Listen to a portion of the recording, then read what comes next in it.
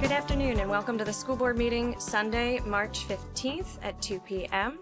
Please rise for the pledge to the flag.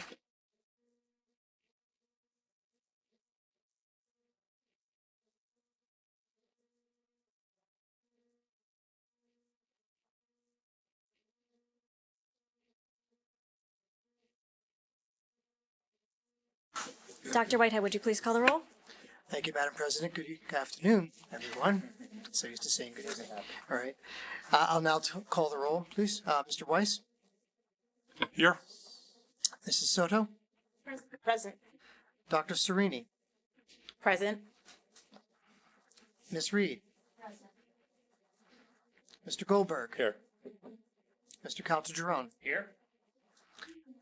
Ms. Seamus is Present on the phone. via telephone. And Ms. Emanuel? Present. Madam President, we have 7 present, 1 via telephone, and no student representatives. Thank you. And at this time, before we roll into the meeting issues, I just wanted to say a quick note. I wanted to thank our community, our staff, our teachers. We are definitely in an unprecedented time here, and everybody's working overtime. They're working very hard, and we're just, on behalf of the board, just wanted to say thank you. It's challenging for our teachers. They're shifting everything that they do. The administration is supporting not only the instruction, but the needs of our students through food and other supports. And the office staff is working so hard in supporting everything. So just across the board, thank you to everyone who's putting in an exorbitant amount of hours. Thank you. So at this time, you'll see projected the announcement of meetings, those that have happened and those that are upcoming. Can I ask a question on that? The meeting on the 31st, assuming it occurs, has kind of a special flavor to it.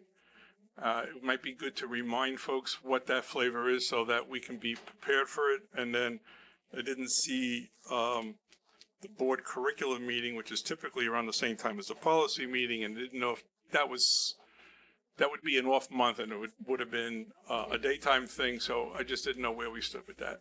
So as an off month, yes, it will be held at the alternate location library during the day. And that's on April the 15th. That's why we didn't put it out there yet on this agenda. Okay, so we moved. No, it's not. That was actually its original date. That has not been moved. Oh, my mistake. It's that late because of spring break. And then the alternate time and everything, that's when you actually have finance taking place and building and grounds all on the 15th. Fair enough. Thank you. And as for the meeting on the 31st, if it happens, and if it doesn't, obviously we will reschedule it. We were reassessing our board meeting schedule as per the request. We have been trying out Monday evenings for board meetings and the alternate locations, things of that nature. So it was to allow the board to come back together after a few months of the new schedule to determine is that what we wanted to stick with, or were there other options that we wanted to consider. Thank you very much. And at this time, we will open to public comment on any school subject. If you could please come to the podium, state your name, where you're from. We will address anything that we can at the conclusion of public comment. If we cannot, we will address it in future superintendent's reports. Please limit comments to 3 minutes. Thank you. I also have wipes if you would like. So I'm going to try to stand back from it and let me know if the microphone's picking it up, but I will ask that after I speak, somebody wipe it down for the next person.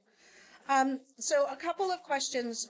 We just had the board education session, and one of the things that was discussed was the auditor's responsibility and what is the purpose of an audit. And I think it's important for the public to understand that the question is, does the audit provide the assurance that it's meant to? And I think when Mr. Fazio said that Rainier's opinion was the most important part of it, and that is because that is what the audit comes down to. So my question is, how is it possible that that gives us any assurance, given what they have missed over the last 5 to 6 years? And I have a short list of what they have missed. The failure of the internal controls, specifically the cash controls, where we know policy was not followed. I understand that there was a comment made that it was because of a materiality limit. I met with the auditor and Dr. Fegley before I left the board. Cash has no materiality limit, especially in a public organization. Every dollar must be accounted for. So that is just a misstatement. The second thing is the possible misuse of taxpayer funds. We know that there was a possibility. That's why we asked for a forensic audit. As the person who drafted the memo that the entire board adopted and agreed to, the scope of that audit was quite broad. And there were very detailed instructions, and I have that memo, and it should be reviewed by everyone. The third thing was the possible diversion of taxpayer revenue. What was going on with the boosters, with the field revenue? Again, I drafted a memo to the entire board before I left. The audit should have caught that. There were expenditures in excess of the board set policy that were not brought to the attention of the board. The fourth thing was the overpayment of local tax revenues. This was also missed for years, and yet we're getting clean audits. And the fifth thing, of course, is the ongoing forensic audit and investigation. No good audit, having an awareness of possible embezzlement, is going to close an audit and give a clean audit report until the forensic audit is in hand and reviewed. I went online and I searched literally hundreds of school districts that have undergone forensic audits. All of them disclosed it. Every single 30 one. seconds. So what I'm asking this board to do, I know it was changed and the approval was pulled, and I thank you for that. But I think that what's really needed is a deep dive into this. I had asked that this audit firm be replaced immediately when we found out about the deficiencies. I asked that the solicitors be replaced. I could not get a fifth vote. We had 4 votes. So by no means was this agreed to by everyone. And I think it's egregious and irresponsible that this report would be used for anything other 3 minutes. than Thank you. to compare it to the forensic audit. Thank you.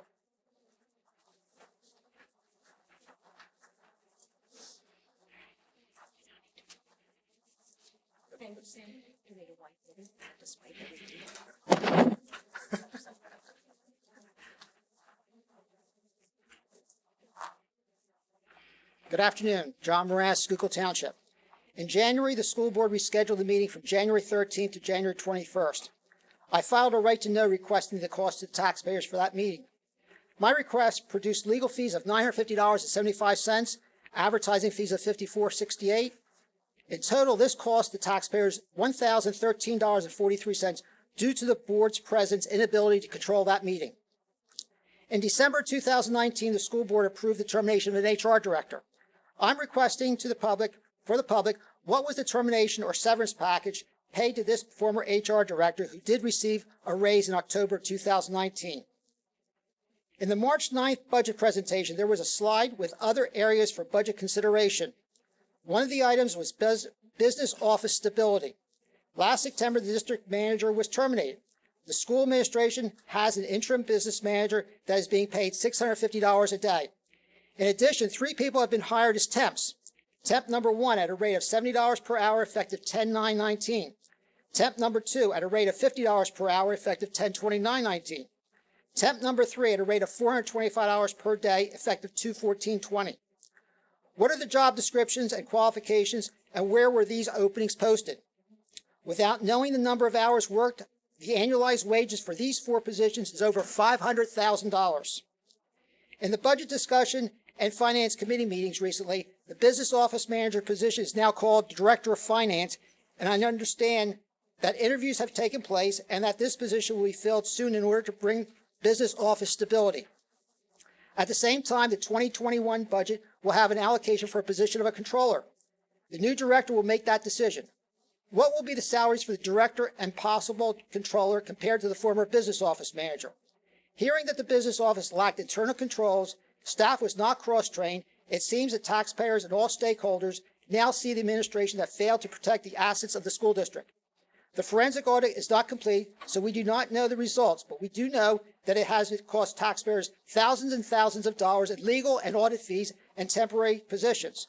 One example is the overpayment of the tax dollars from the school to the borough of Phoenixville for over $300,000. Leadership and credibility. This starts from the top down. If recommendations were made previously about internal controls and cash transactions, those items should have been followed up. No excuse. Failure to communicate and the transparency about issues that are brought up to the public just gives the public thinking, what else is they trying to hide? The board needs to hold Dr. Fagley accountable. He has been here for over 10 years, and hearing issues in internal controls is very alarming. Thank you.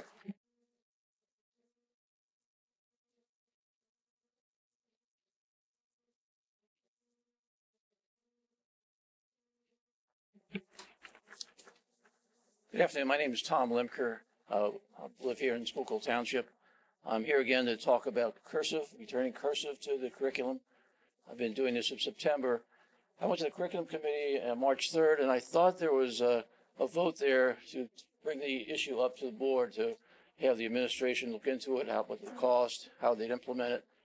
I saw an earlier agenda of the board meeting that was on there, and now this agenda doesn't have it. I'm not sure what happened. I'm kind of curious. Are we going to talk about cursive? It is? Oh. Number it is? 2 under Okay. voting Take items. it back. Yep. Thank you. Thank you.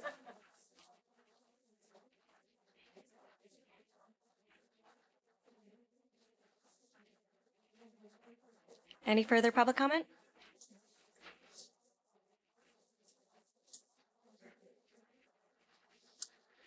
Hey, how you doing? My name is Chris Bowen. I live here in Phoenixville. I haven't prepared anything. I'm not a great public speaker, but what I want to know is why are we knowing about this meeting about the audit at the last minute? I'm a simple guy, all right? I had to find out third and fourth hand that there was an Audit 101 educational session, which told me absolutely nothing about the audit half an hour before I got here. I was joking with somebody back here before. Transparency at this board is a dirty word. How am I supposed to teach my daughter ethics when you folks here have none? You should all be ashamed of yourselves. And that's all I got to say. Thanks.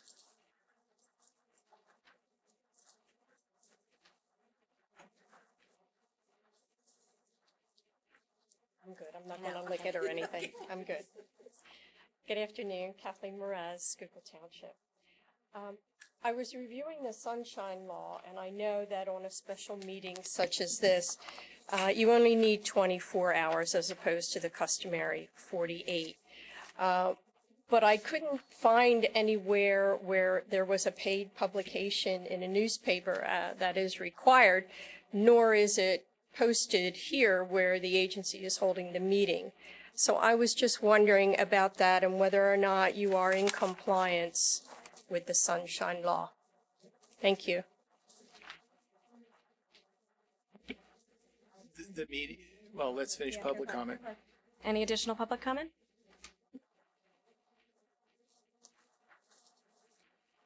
Hi, my name is Kristen Myers. I'm an East Pikeland Township resident and parent of 2 kids in the school district. First of all, I want to say thank you for all the emails that came out with everything you're doing with the virus that is going around. I am kind of shocked that we did have a meeting today, a school board meeting, and it was not in one of those emails. We got like 5 emails. I read every single one of them. And if I missed it, I'm sorry. But to get it out to the public, you could have sent a meeting due to this, that, an email. I mean, I saw it because it was shared on Facebook. So I think just to, I mean, it's a general, you know, just try to get everything out. So thank you.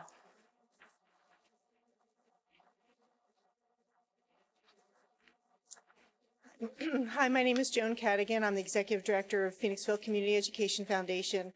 And I just wanted to say that PCF is ready to work with the board and the administration on helping our students while we're temporarily closed. I have been in contact with Ms. Emanuel and Dr. Fegley, and I know they're committed to helping the students, particularly those in our lower income communities who may not have the resources that all of us have. So either during the meeting or after the meeting, I'm happy to meet and see what we can do to help. Thanks.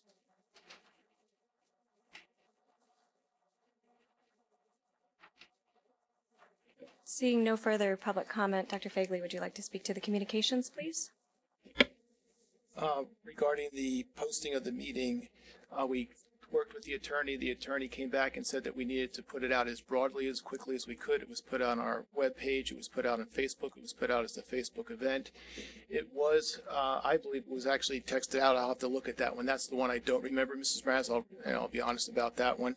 But we did advertise it out over many, many sources in order to let folks know about the change in this meeting date. And in compliance with Sunshine. Obviously, it must have worked. We have more people here today than we ever had at these meetings. I also want to, can you speak to that? Can you, Dr. Fegley, can you please speak to the Sunshine statute regarding the paid publication? When a board calls an emergency meeting with 24 hours notice, it does not have to put anything in a paid publication. Because honestly, you wouldn't even see it in the paid publication. We have to put it out. We put it out. We did list it on the buildings. It is listed on the site. Is it listed as an emergency meeting, though? Yes.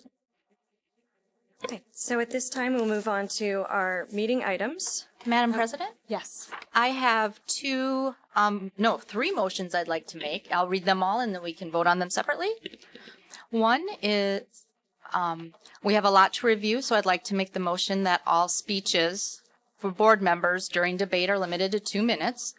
The second is I'd like to make the motion that Robert's Rules of Order be followed. Let's do one motion at a time, just so that we can Yeah, oh, differentiate, you want me to please? go one by one? Please, thank Okay. you.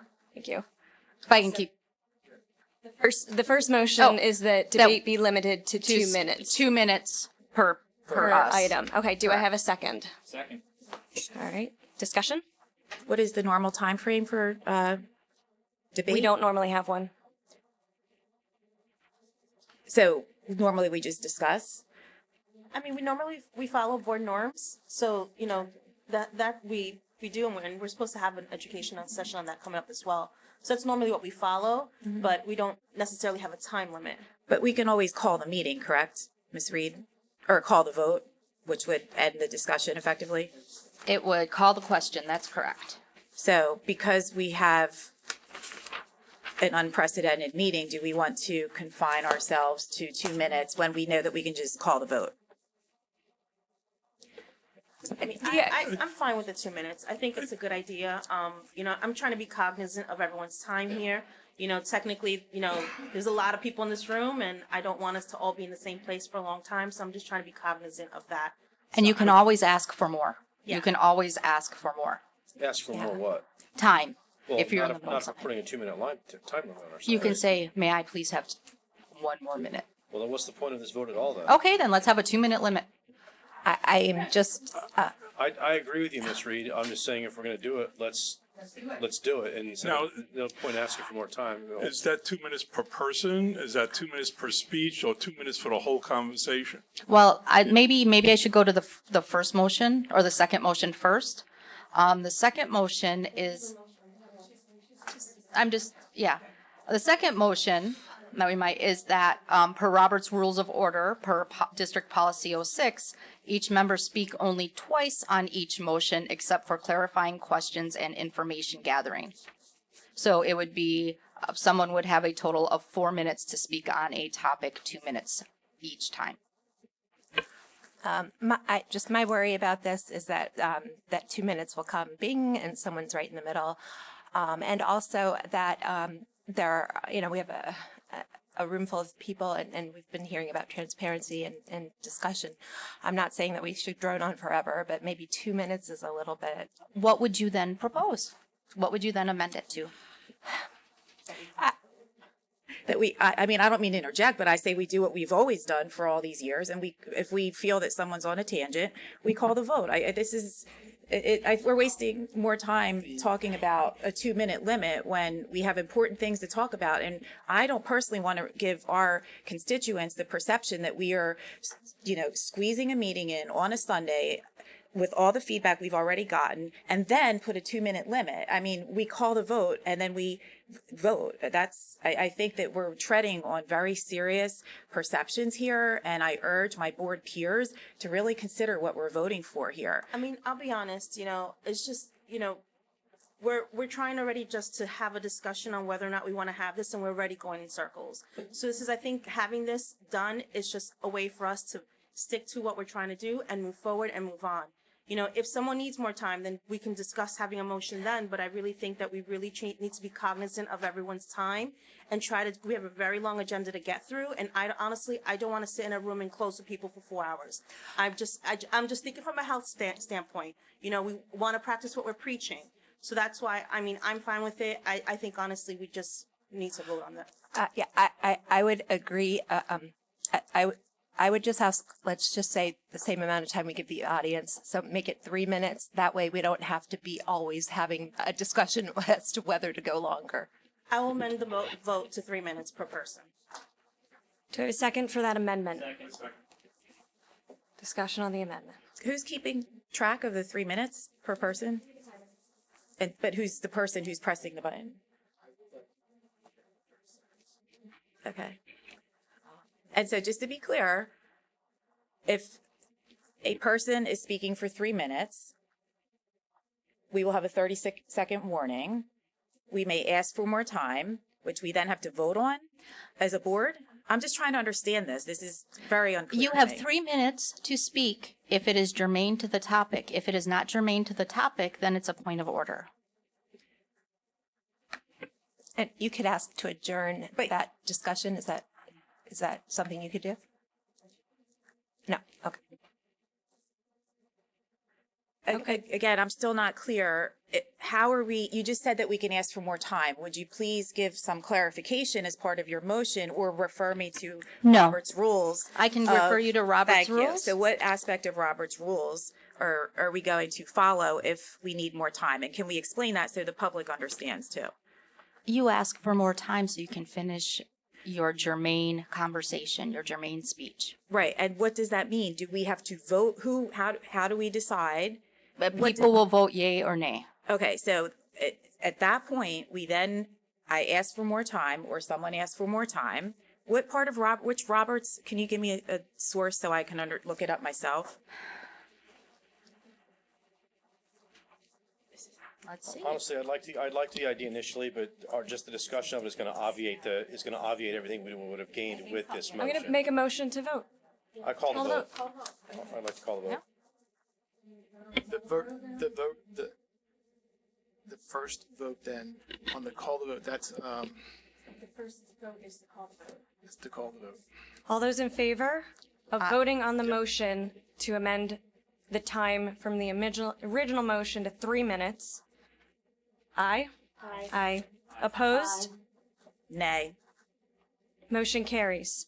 So at this time, we are back to the original motion at a 3 minute time frame. 3 minute. That was the motion we just voted on. Okay, so all those in favor of a motion to restrict comment volleys to 3 minutes, germane to the topic, please say aye.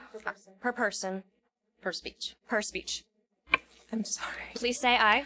Aye. Opposed? Abstain. I didn't understand. I can't. When you said volley, I didn't know what that meant. Motion passes. Excuse me, can you do a per individual vote? Because I didn't even have a chance to vote. My mic was off, and I don't understand who said Dr. what. Whitehead, please do a roll call. Thank you. Please reread the motion as well. Thank you.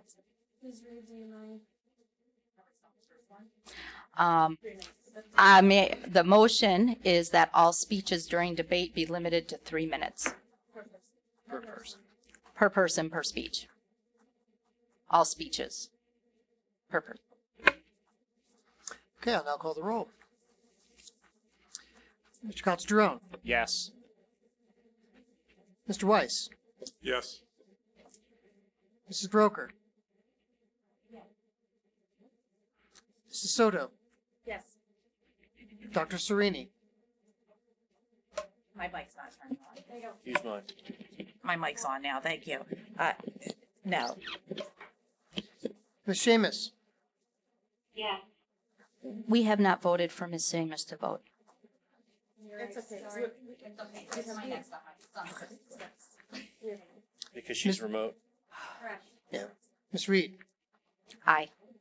Mr. Goldberg? Yes. Ms. Emanuel? Yes. Motion carries. Thank Carries you. without her vote.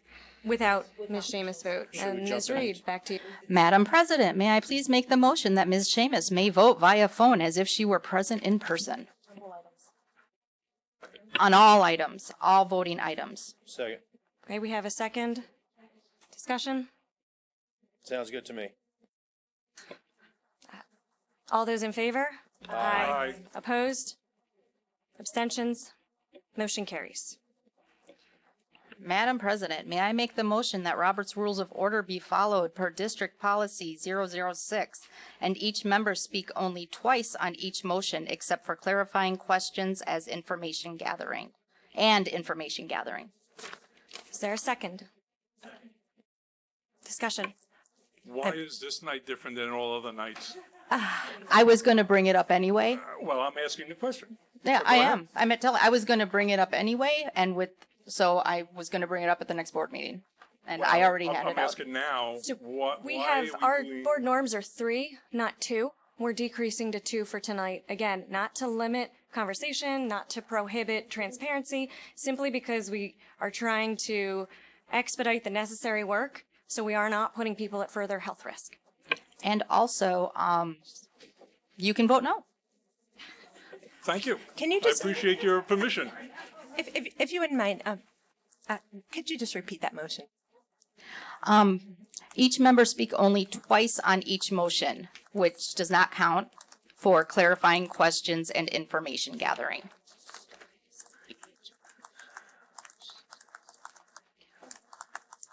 Hearing no further discussion, all those in favor? Aye. Opposed? Nay. Nay. Motion carries. At this time, we will move on to our board committee reports, and we will start with Buildings and Grounds with Mr. Caltadrome. Thank you, Mrs. Emanuel.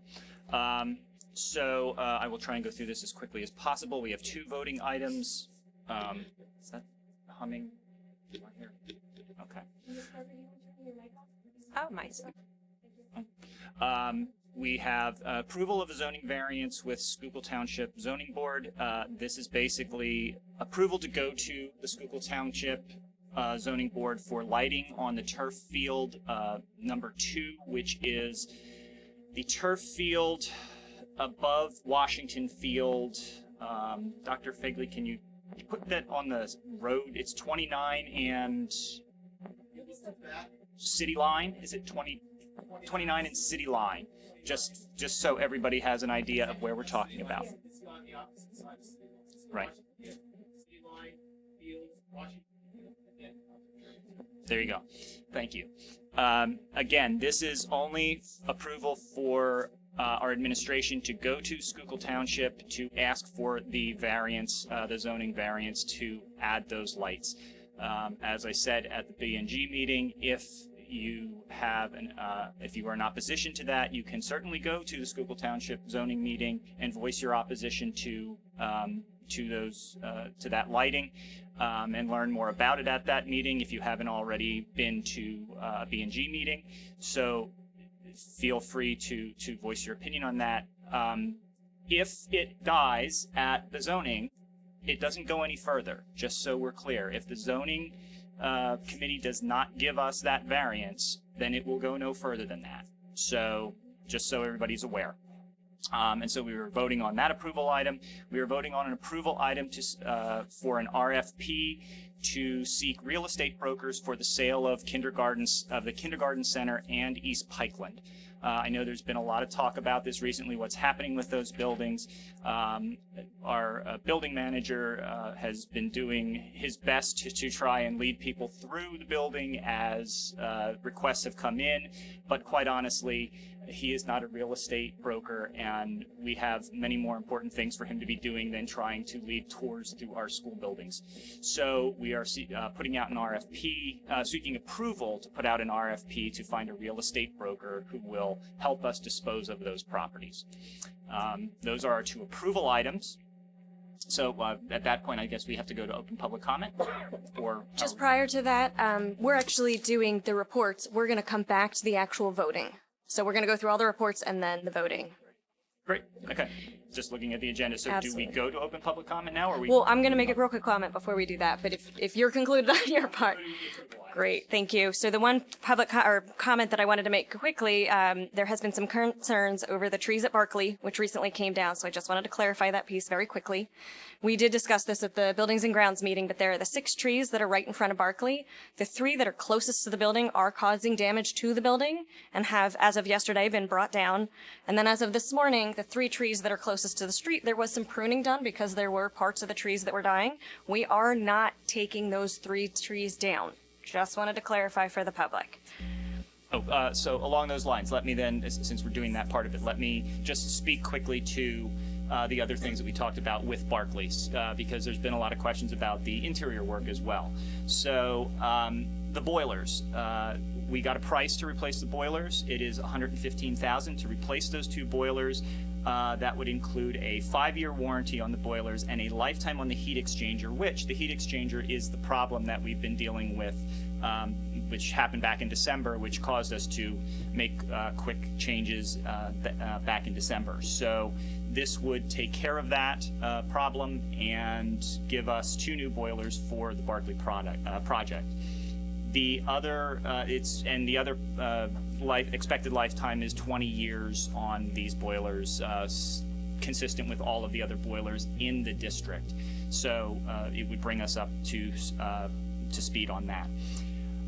Other projects that we've talked about for Barkley moving into probably the summer months, doing after school lets out, but painting, flooring, plaster in the auditorium that needs to be fixed.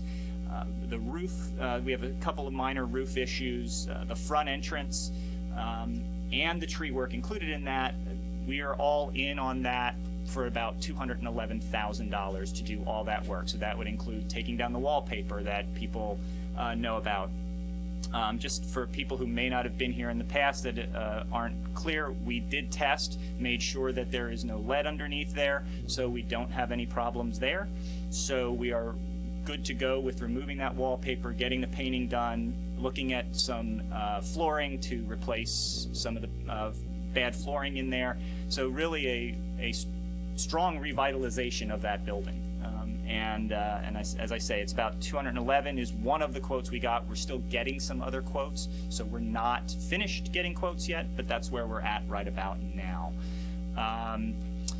We did get a feasibility study proposal from the Schrader Group to work on the Harris Hill property. That we discussed in Building and Grounds. We're still looking at that and analyzing that. That would also include an updated SLEP proposal, which I'm not even going to try. Dr. Fix, Service Life Extension Program, I always forget it. Looking at all of our buildings in the district and all of the things that need to get done. So we would be updating that plan and working on feasibility for the Harris Hill property. Pam's escrows, we are working on that. We've got a word from the Chester County Conservation District that there were some missed issues with the basin around the middle school. We're looking at how to fix that problem. It's not a big fix. It shouldn't be a big deal, so we should be in good shape with that. And we are completing the paperwork needed for the notice of termination with the county and the borough for the escrow. We got the athletic covers are completed, and over at the Manavon properties, the protective coverings that went up above the baseball fields and stuff like that, that's done. We didn't have much on the Meadowbrook farmhouse, just a brief discussion, but no real update there, and that is all for Building and Grounds. Thank you. Any board? I just wanted to make an announcement of the meeting for the lights at Schuylkill Township. I did receive notification at the end of last week that the meetings next month in Schuylkill Township have all been canceled. So I don't want the world trying to show up there and they've been canceled. Thank you, Mr. Gibson. Any board questions or comments on the?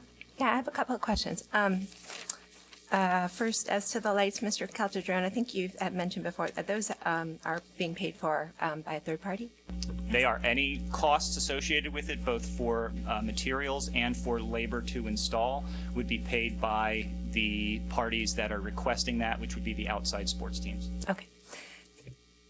As far as the netting and the athletic that you mentioned at the end, was that paid for by the boosters? That was paid for through PAC funds, yes. Okay. As to the boilers in the elementary school, how old are they? Do you know? They are approximately 10 years old at this point. I believe they were installed in 2010, somewhere around there. They are about 10 years old. Yes, we are. Thank you for reminding me. Yes, we are getting a discount from the installer. Who would be putting in the new boilers are the same people that put in the last boilers. They are giving us a discount on the new boilers because of the short lifespan of the existing boilers. Well, and the warranty, which I just spoke about, which is better. The warranty that I spoke about, the 5-year and the lifetime on the boiler exchange, those are additional warranties that we are getting from the installer because of what happened this last time. And so the original contract didn't have a 20-year warranty? No. No. Okay. And weren't those just recently inspected in the fall? Inspection is not necessarily indicative of any major problems that could occur. I mean, they were cleaned and inspected right, or yearly maintenance, but there is nothing that would have necessarily told them that we were going to have problems. And just one more question. In terms of the price discount, do you have that figure? As I said, it's $115,000 to replace the 2 boilers. I'm sorry. 15%. We got a 15% discount, bringing it to $115,000. So. Has that contract been signed? No, it has not been signed yet. Okay. And then in terms of the summertime work, you were talking about the painting, the removing of wallpaper and the flooring, and you said $211K. Just wondering, we have our own people on staff, maintenance people, who are able to do certain kinds of repairs and things of that nature. Has that been looked into? That is one quote, and yes, we have looked into that. This is work that needs to get done, and quite honestly, we need the contractors on site to do that. This is not something that can necessarily be handled in a time frame with the resources that we have available to us. And as I said, the 211 is one quote. We are still waiting on additional quotes, so that could go down. Hopefully, if all goes well, it will go down. Okay, so and is there a breakdown per each thing, the painting, the removing, and the flooring? Yes, it was discussed at the meeting. I can send that to you. Okay, no problem. I'll look that up. Just a quick question. Would you happen to know if we were able to determine if the variance is a blanket variance? It's for the upper field only. Upper turf field. Okay, because there was a question that was raised by a community member, so we did clarify that it's just for the upper turf field. Okay, great, thank you. I'm sorry, one last question. With regard to the feasibility study, it just made me think of something else that I was wondering. Do we have a substantial need study having been done by the powers that be at the state? Substantial need, has that been completed? Under the regulations that talk about construction processes. Microphone. Oh. Thank you, Tim.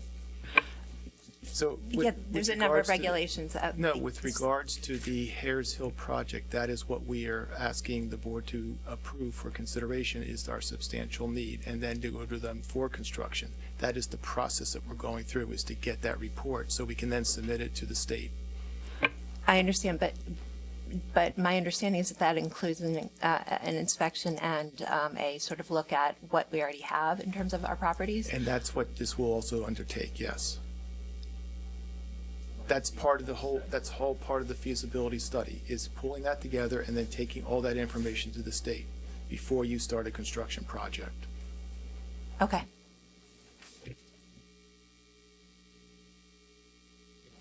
Seeing no further comment, at this time I'd like to open it up for public comment on B and G items. Please come to the microphone. Feel free to wipe it down. Please state where you live.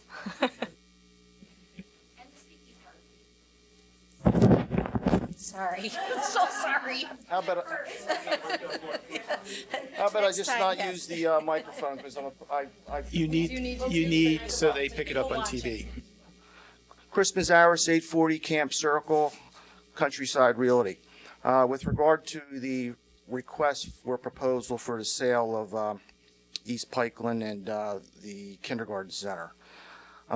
Will the request have a mandated number as determined by, I guess, prior real estate appraisals that the board has had, or will part of the request have I guess, a broker's price opinion recommendation? Number two, with these type of projects or properties, you're going to be looking at probably two different type of scenarios. One being a due diligence period with sale within a certain amount of time, meaning as is, where is. Part two would be due diligence period with sale and settlement dependent upon whether or not somebody wants to do an alternative use for both properties. For example, East Pikeland, it's zoned residential, R2, it's a non-conforming use. The other property in Phoenixville, a little bit different situation. Just like when you purchased the Hares Hill property, you were under contract and you didn't execute and settle on that property for approximately 1 year. So there's big price difference between a property with a due diligence period and sale as is, where is, versus you sitting in bed with a developer or buyer until a specific period of time, until he realizes whatever he's looking to do with that specific property. Because on both properties, in my professional opinion, it's very highly unlikely that they're going to continue with school uses. So with that, I'd like to have some clarification on, number one, the price that's being established, because I've seen and filed right to request to look at the appraisals that have been done in the past on the properties, as well as the one completed. Haven't seen the one in East Pikeland, but they have an appraisal, and I think that there are some fundamental flaws in the numbers that are being presented on these particular assets that are owned by the school district. Thank you.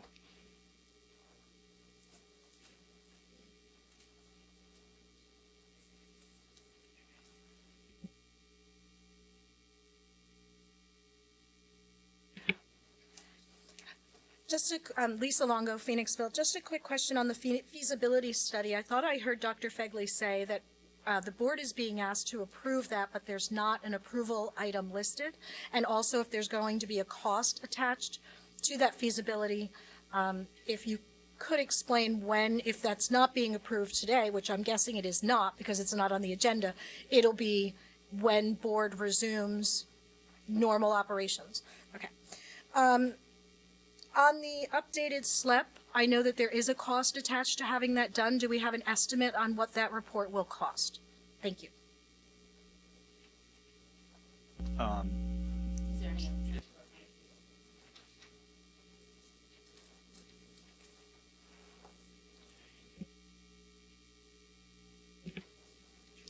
Kathleen Mraz again. I just wanted to get some clarification on the variance that you're sending to the township for approval. And I understand, and thank you for the clarification, Dr. Serini, that it's strictly for Field 2. that it's not a blanket to include 20 and 60. Is that correct?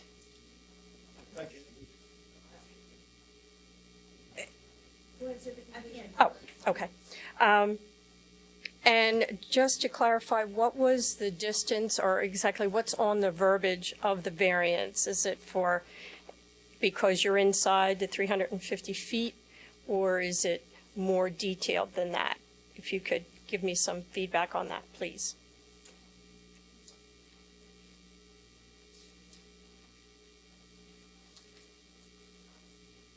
Any further comment? Seeing none, Dr. Fagley. So it is for the upper turf. We are asking permission to go forward with the variance. We will start writing the variance and getting that all set and ready to go. So I am assuming it's because it's within 350 feet of the houses that we need it.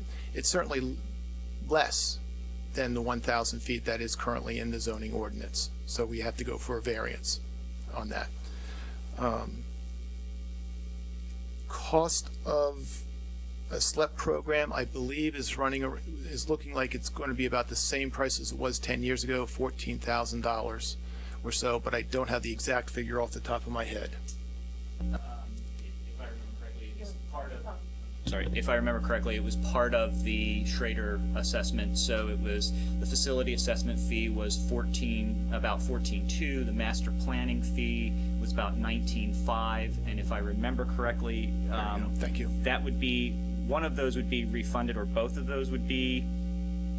One of them would be refunded if we move forward with the project and with Schrader Group.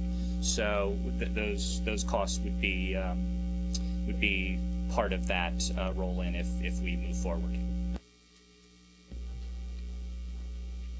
So that's that. I think there was one other question, and I actually wanted to know if you had an answer to it, and that was the concern about the saleability of East Pikeland, given that it is only zoned as a school. Has there been any discussions with the Board of Supervisors over there in connection with waiving that or doing whatever needs to be done so that we can get the highest price possible? I actually believe it is zoned as R2. I'd have to go back to look at the zoning map, but I believe it is zoned as R2, which is a residential zoning already. Okay. They did that a number of years ago. With regards to how, when you look at due diligence 1 and due diligence 2 is what I'll call it, I think the board would accept all bids and then look at what's the best bid and then come back and say this is the one we want. So I would encourage, once we get ready to go out for bid, that people sit there and say, I want to pay cash up front, or I want to do, give you even more money if we can get this in a year. And then that will be a board decision as to how they go forward with that. So, okay, but you double checked on the zoning still being R2? Last time I looked, it was Okay. R2, yes. Thanks. Seeing no further comments, at this time we'll move on to the Curriculum Committee report.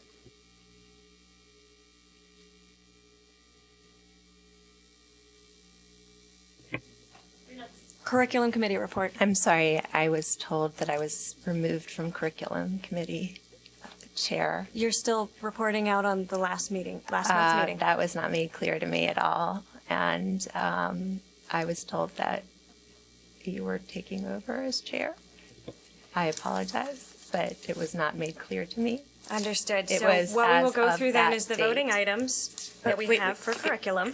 Excuse me, may I make a point of order here? Can someone clarify what's happening, please? Thank you.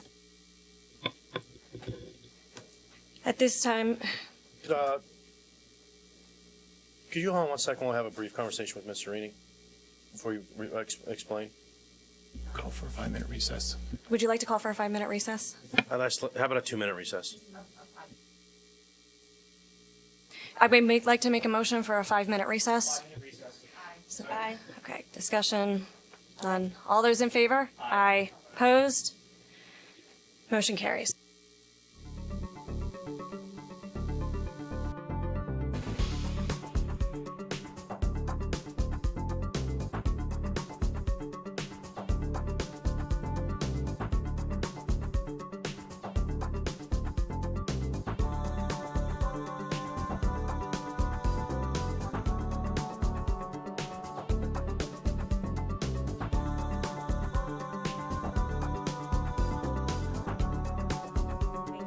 I will quickly review the curriculum voting items.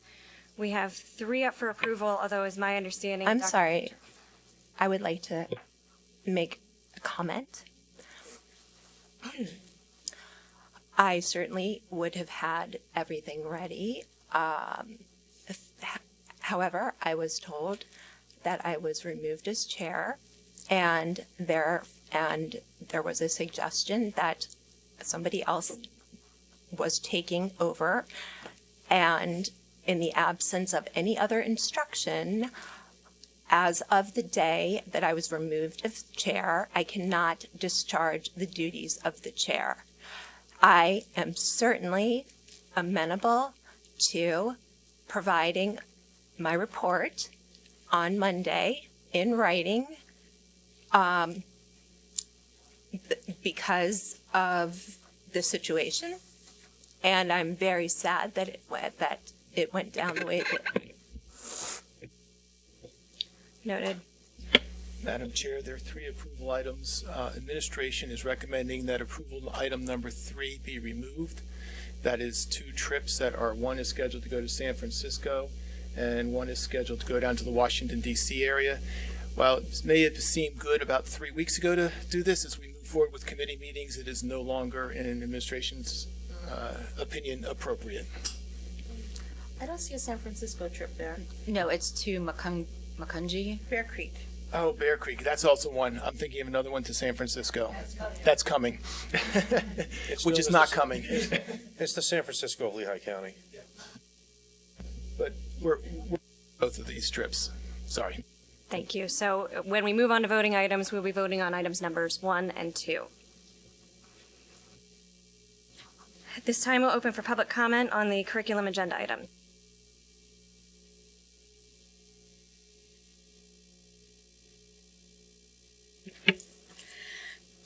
Quickly on the approval of the dual credit, I mentioned this at the curriculum meeting. I believe this becomes an issue of equity. So students cannot use their Pell Grants to do dual enrollment, and we have students who obviously may not be able to afford to pay for classes. So as we're looking at this, we absolutely should also be looking at the equity piece to make sure, and I know in the past it's been said that there have been funds available through PCEF, but I think that needs to be quantified and clarified in a policy and guidelines. It's not enough to say we're going to do it. I know there are kids that are not being reached, either because they're embarrassed to admit their families can't pay for it or whatever the reason is. But when you have a policy and you actually move forward and you make it clear to the community that this is a priority, then programs like this become meaningful for all families.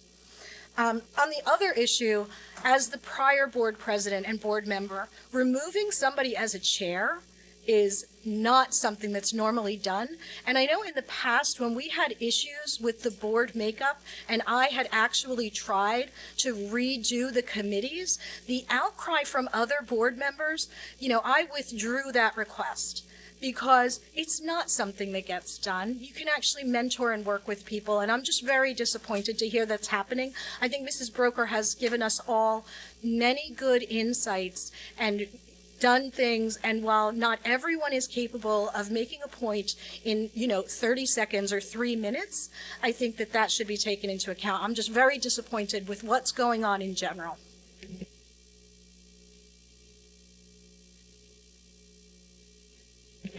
Oh, wait.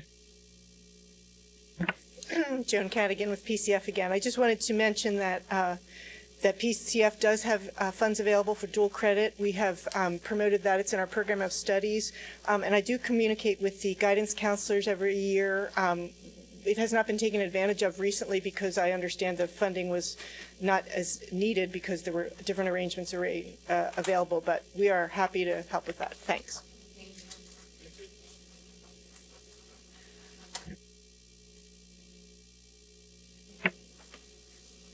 Hi, Kristen Myers from East Pikeland Township. Dr. Fegley, my question is a clarification to what you just said. You're taking off the third voting item. Does that mean they're not going, or does that mean you're going to vote on it in April? Only because I have a child that this affects. So I just wanted clarification if we're just delaying it a month, to see what's happening, or if it's dead in the water. Thank you.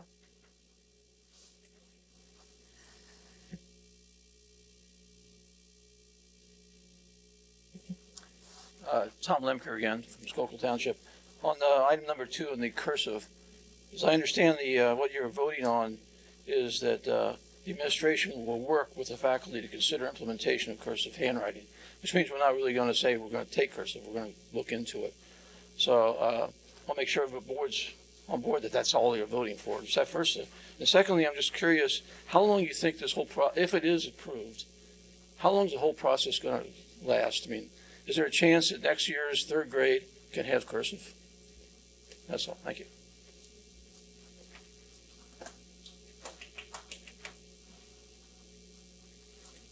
No further comment. Dr. Whitehead, do you want to speak to cursive, please? Sure. We believe we've had preliminary conversations already with elementary faculty, and we believe that in the time frame that we have remaining this year, that we would be able to implement cursive handwriting in a grade level, whichever grade level they wind up recommending for next year. And then just to piggyback off that, what will happen next steps is once a formal proposal comes to bear, it will come to the curriculum committee for consideration and then move back out to the full board depending on how the curriculum committee votes. Okay, and then Dr. Fagley, did you want to speak to the field trips? They're not going. They're not going. No. This time we'll move on to the Finance and Personnel Committee report.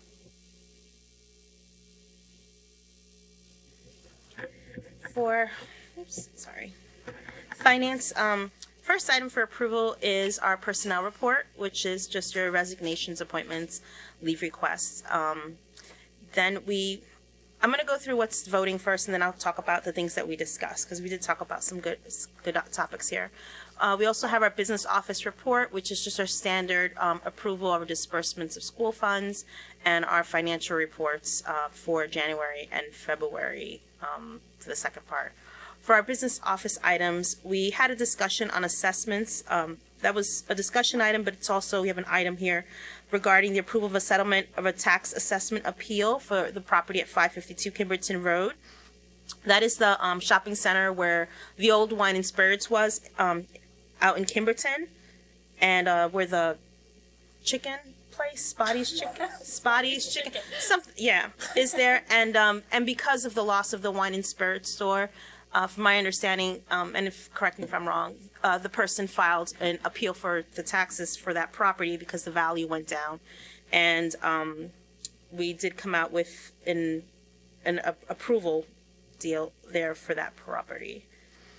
It was originally, I think it looks like it was a $4 million value, and they were claiming it was $3.3 million, and I think the end result was $3.6 million is the price that it came out to for that assessment of that property. Next item for approval is the audit. I'm sorry, it's not approval. We did have a correction there. It is now an acknowledgement receipt of the 2018-2019 audit, and that's coming up for the business office items. The fifth item we have here is the approval of the charter renewal for Renaissance Academy. They're looking for a 5-year renewal of for the school. I'm going to read real quick the recommendations that the district has for this property. It's a 5-year renewal and recommending starting on July 1st, 2020 and ending on June 30th, 2025. That doesn't mean it'll permanently end. It just means it'll come up for renewal again. Just want to clarify that. I don't want anyone to think that. For the items that the district is recommending, there was some concerns about their ELL, English language learners that attend the school. They're underrepresented is the concern. Their demographics is that they have 0.05% English language learners, and considering that the majority of the kids that do go to that school are from Norristown, where we have 39% ASD. What's ASD? It says Norristown ASD 39%. Thompson. Area School District. Sorry. That's true. Norristown Area School District. Has 39% of their students are from the Norristown Area School District, and 29% of their students are from Phoenixville. And for Phoenixville, we're a pretty diverse community, so it's really surprising to see that 0.05% of their students are English language learners. So that's something that was brought up, is to increase enrollment of their English language learner population to match the top 3 residency districts in that attend that school. There was also concern about the special ed. So one of the recommendations here is to increase its spending on special education to more closely reflect the total special education dollars the school is receiving for special education services. I'm going to look real quick to see if I don't know if I have the numbers, but my belief is they receive $5 million in special ed funding, and they're not spending that entire amount on special ed. They receive, if you may. Go ahead, sorry. Somewhere near about $5.6 million from all school districts for special education services. They spend approximately $1.6 million on special education services. So in essence, they are receiving 2.5 to 3 times the amount of money for educating special education students than they are spending. So the recommendation coming from us to the board is that they spend what they receive. Yeah, seems fair. Submit a yearly report to the Phoenixville Board of School Directors outlining special education enrollment, spending, and practices. That's one of the things that is a recommendation. And lastly is encourage and provide support for all Renaissance Academy faculty to achieve a level 2 certification. So those are the things that the district kind of bullet pointed and asked for recommendations. Mr. Soto? Go ahead, I'm sorry. At the committee meeting, I had asked for another item to be added to that. It was in the report, and it dealt with meeting the career benchmark standards. I do not see it on there. It would also have to be reflected on the previous slide of this presentation, where it talks about academic success. It would have to be something there saying career benchmark standard, and says, see concerned noted, see some concerns, noted, as all the other ones do there. So I respectfully ask that this be amended before we vote on it. That was the thing. That if we had other comments on the other items that you summarized, okay. On the personnel report, one of the items in there is the reimbursement for conferences or scheduled conferences. There are some that are scheduled in this period that we are shut down. I'm assuming we're not going to those, we're not paying those, and we will, if we had, we'll get reimbursed or whatever. There won't be any loss. That is correct. Okay, that's fine. And I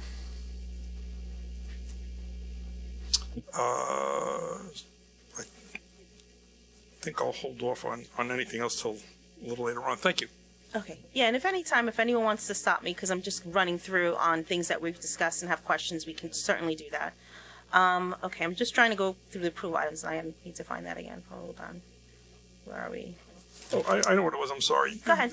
In February, we deferred some items under the business office report, like December 2019, January 2020. I'm assuming somehow that got It did pass in the last board meeting. We had a spirited discussion over it, but in the end, it did pass. Okay, my mistake. The only thing that was pulled, I believe, was the January 2020, and that's on this one, the acknowledgement That's only because you had receipt. 6 months to the thing, and I lost track. My apologies. Okay. I think that was everything basically with Renaissance. I mean, I encourage board members to read the reports. It's very long. Well, the first part, it's not that long, but sorry. But it's something I think everyone should look at and read during their time. But those were the recommendations that the district recommended for Renaissance. The last time our pupil, go ahead. Did I hear a voice? Sorry, go ahead. Just on that topic, I just wanted a question. When you say recommendations, is there any teeth to that? Anything enforceable? Yes and no. I mean, they are going to receive their approval. We are going to be sitting there following through and making sure that they try to do that. That said, the next time that you will have as a board to vote on it will be in 5 years, when they'll come back and they'll either have done it or not. Now, I will give Renaissance Academy some credit. There were recommendations the last time, 5 years ago, and they did meet all those recommendations. And they did so relatively quickly. So my assumption would be, seeing past history, that they will do it again. But with this approval, they then move forward and are approved for a 5-year period. So there's no way during that time period that we can make sure that the special ed spending is going to the students that actually need it. Actually, we do ask for a yearly report in our recommendations that they do have to provide. Okay. And if we get back numbers that don't line up with the recommendation, anything, no, any kind of recourse? It would be that we have announced it as a board, that we have announced it. Given that Pennsylvania, and I'm not saying this in a bad way, that they currently have cyber charter schools that are able to operate at about $4,000, $5,000, $6,000 per year and make a profit, and we still have to send them $13,000 per student. And that there's a cyber charter out there that at one point tried to return money to the district, but was then told they could not return by the state, could not return money to the district because they were being overpaid. No, I don't know that we as a board, you as a board, have any recourse if they don't spend all the funds. I think it's important, however, that we call out the issue, let folks know that unlike Phoenixville, where we receive somewhere in the area of $4,000 to educate children who are special education, and we spend somewhere in the area of $33,000 for those students, that they, on the other hand, receive about $5.6 million to educate special education students and only spend $1.7 million. I wish we had such luck and were able to get, that would actually equate to us receiving about $100,000 per student that is special education. And is some of that money federal? Those are federal funds under the IDEA? There's some small ones, about 16%. Okay. They're supposed to be funding us at a 40% level, but they fund us at a 16%. Approximately. I'm 16. talking about for the charter school as well. That it's our money that goes Yeah, over. it's our money that goes there. Okay, thank you. And the charter school students in those counts are included in our count on that. Okay, thank you. Mrs. Brook, I would just briefly add too, with regards to the teacher certification, professional responsibility growth recommendation, under the current charter school law, only 75% of charter school teachers are required actually to be certified of their total staff. And that movement to level 2 certification, while we're required 100% in both categories, it's optional for charter school teachers. Just one more question. Do we have any idea whether or not the tuition vouchers that are going to charter schools such as this one are being counted, that they're not being double paid as far as we're paying tuition and possibly the that's also coming out of the appropriation that goes to funding those tax credits? I think I understand your question. I don't believe charter schools are able to get those tax credits in that way. I could be wrong. Those tax credits, from what I understand, are set up to go to private schools. Charter schools are considered to be public schools.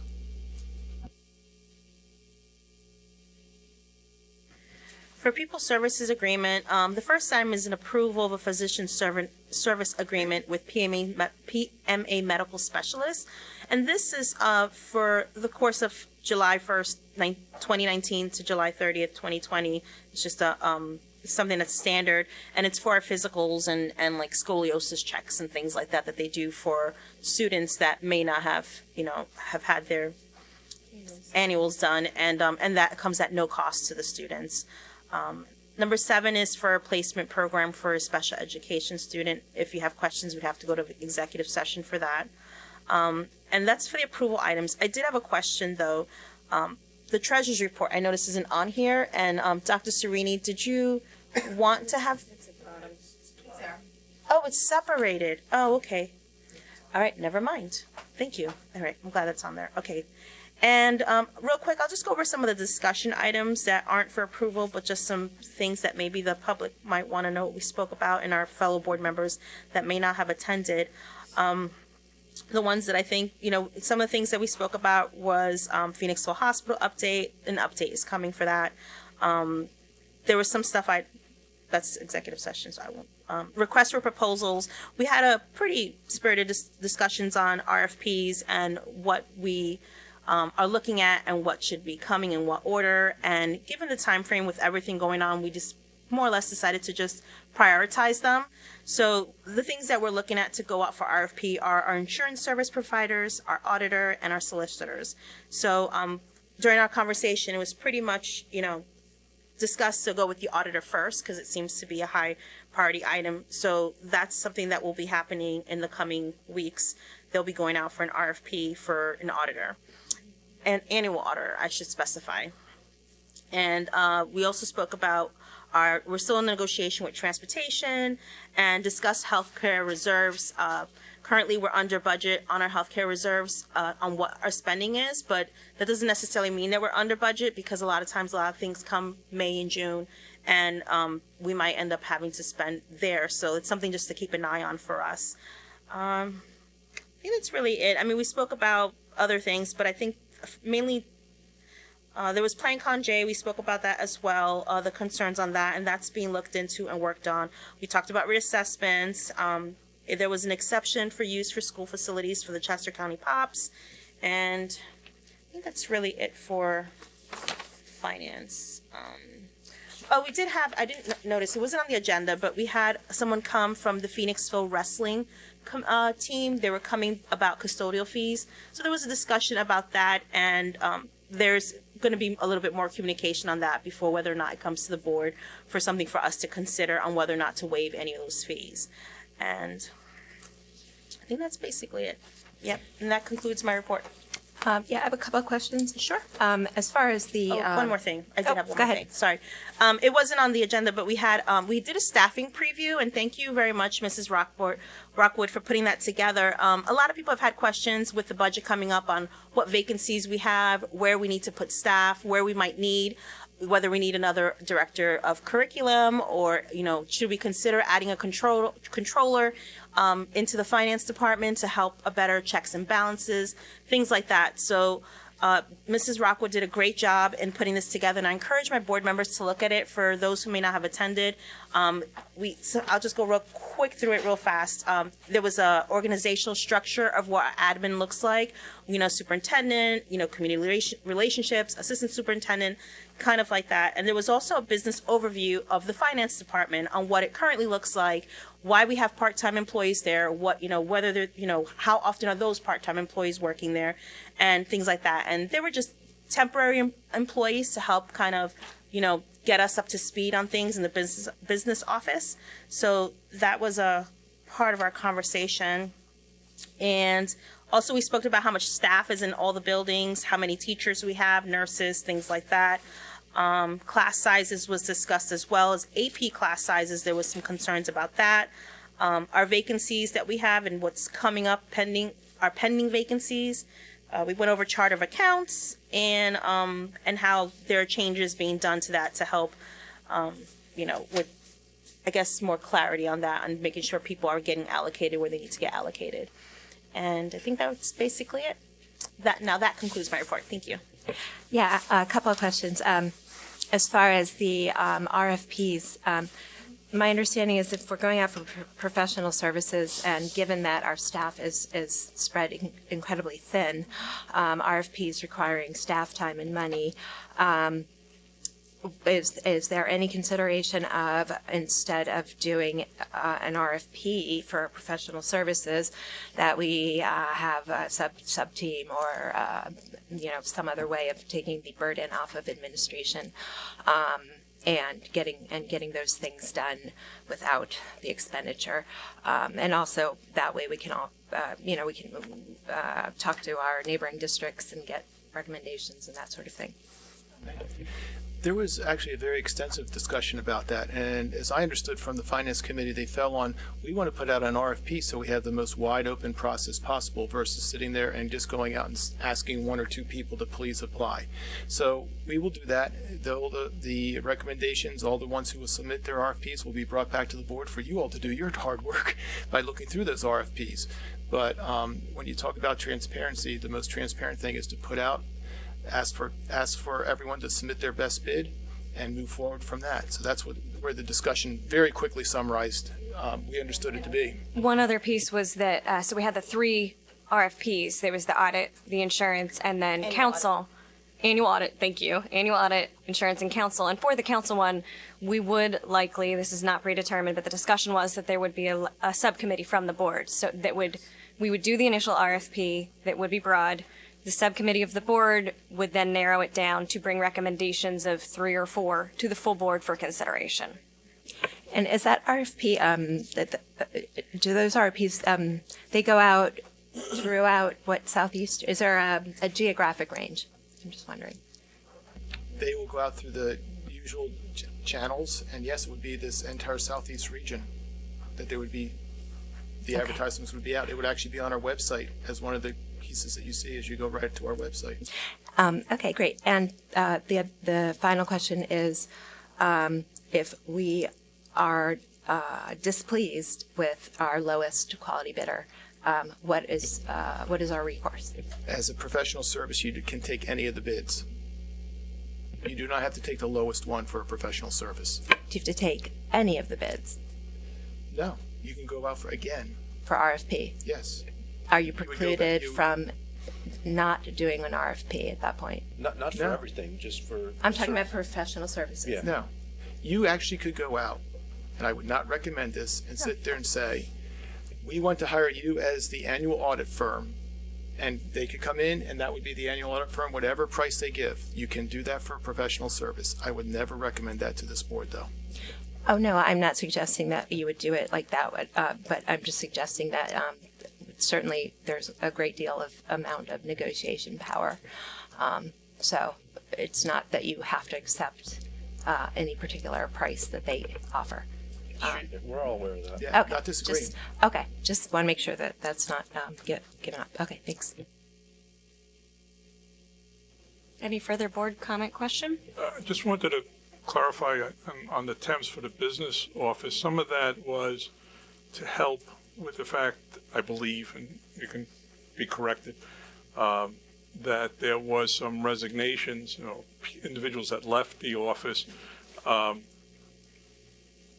and during the fall time frame, and this helped with some of that work that hadn't been backfilled at that point in time. And from my understanding, the temps, I had written it down here, hold on, real quick. They were mostly working nights and weekends, helping, with the audit and helping, with what you had said, coverage. And they're not being used as much as they were before. So essentially the 3 part-times don't necessarily equal a full-time employee, from my understanding. And I can be corrected if I'm wrong. So, it was just to help alleviate some of the burden from everything that was going on with, the research and everything that we were doing with our audits. yeah, I just didn't want a misinterpretation on the quality of the business office, that's all. Okay. Thank you for that. All right, seeing no further comment question, at this time we'll open for public comment on the business and personnel report.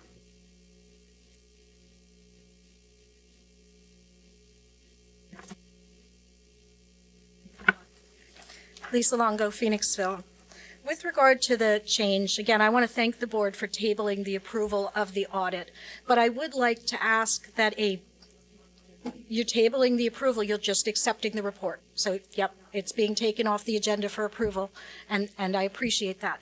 What I would ask is that a board member make a motion to restrict the use of these reports until they are approved. They should not be provided to any bonding agent or agency. They should not be used in any way until they are fully vetted. And I have numerous concerns, including something that was just reported by the Finance Committee Chair. If we had to hire staff to come in and work nights and weekends to make up for work, then there were problems in that office that should have been caught in prior audits. Yeah, there were.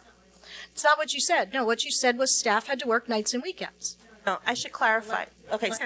So, right. So that's just one concern. And I want to go back and reiterate something in the education session that Mr. Fazio said, is that he is not an auditor. And I really appreciate that, because I was an auditor and I was a forensic auditor. So I understand how both processes work. And again, there were 5 points that are missing from this audit that really need to be delved into. And I think that the board, you may need to do a special hearing on this. This is not something we should take time up when we're all want to get home and out of an atmosphere that's been deemed unsafe by our state government, right? But I just want to quickly say that the 5 points, I think when we talk about the field revenue, there is a memo that I wrote that I tried to get the last board to pass before the new board came on, because it is not fair to put a burden on these new board members who didn't have the history or the context that we had. And there were recommendations in that memo that were very specific about what should happen with the field revenue. And I would ask that at the next Finance Committee meeting that that memo be part of the agenda and that we look at it for approval. As we're dealing with this pandemic, I think we also need to talk about property taxes. There are going to be businesses and families that are going to lose their jobs, that are not going to be getting a paycheck. And we had a proposal to have a community tax abatement program that would allow people to come in and do volunteer work. And again, that was also put off. So I think, we have a responsibility to our community to care for the community. So again, I'm going to ask that there be a special hearing on this audit report, and I hope that a board member will make a motion to restrict the use of this 30 audit seconds. report and that it not be used for anything until it is fully vetted and until the forensic audit is also received and vetted.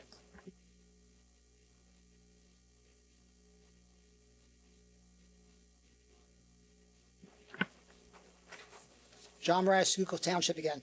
As I said the other day at the finance meeting, your reassessment and the numbers that you put down here on the agenda, why not just give us, the taxpayers, what money you are losing due to this reassessment? The value is fine, the millage is there, but for us taxpayers, we'd like to know just the bottom line number. And I brought that up at the other meeting. So I think that would be more transparent, just to say, based upon this reassessment, the school lost $5,000, $8,000, whatever that number is. That is a better number than just saying these millage rates and reassessment. In addition to the audit, if you could read page 13 of the audit, financial management. Our financial report is designed to provide our citizens, taxpayers, parents, students, investors, and creditors with a general overview of the district's finances and to show the board's accountability for the money it receives. Thank you.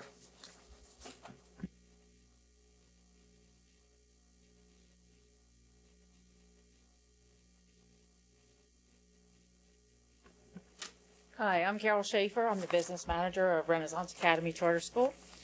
And I just wanted to say thank you for the review and for allowing, the charter to be renewed another 5 years, as you vote.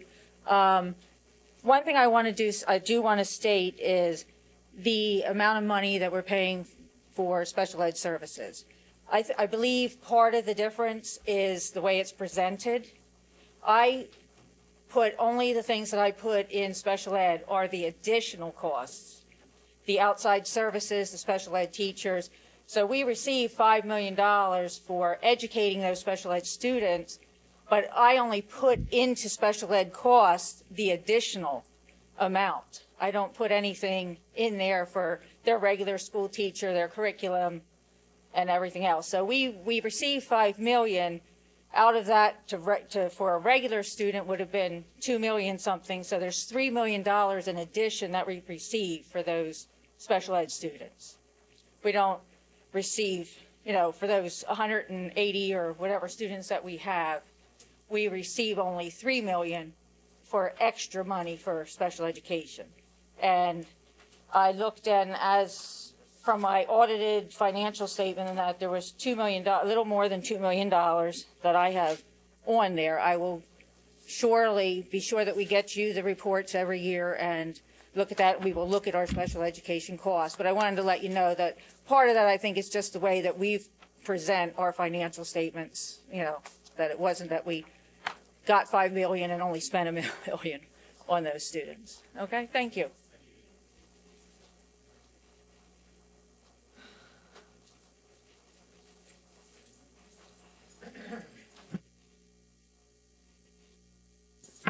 Hey, how are you? Chris Bowen, Phoenixville again. I just wanted to reiterate what Ms. Longo said. I think the transparency on this issue of the audit and the forensic audit have been reprehensible, aberrant. And I too agree that there should be a special hearing held for this audit. We need to talk about what happened back in October because a lot of people have questions about that. And if we're going to try and sweep it under the rug, then I'll tell you what, I'll just go to the state level and see what they have to say about it, because this is ridiculous. The fact that, we were told about this Audit 101 meeting third hand wasn't even listed, and we're trying to sweep the rest of this audit under the rug by calling an emergency meeting. I mean, I had $900 taken out of my paycheck last year. It was garnished from my paycheck by Keystone with no due process of law, nothing, no notification. The fact that you think you can slide this under the rug like this, I'm sorry, I can't even speak right now. Thank you.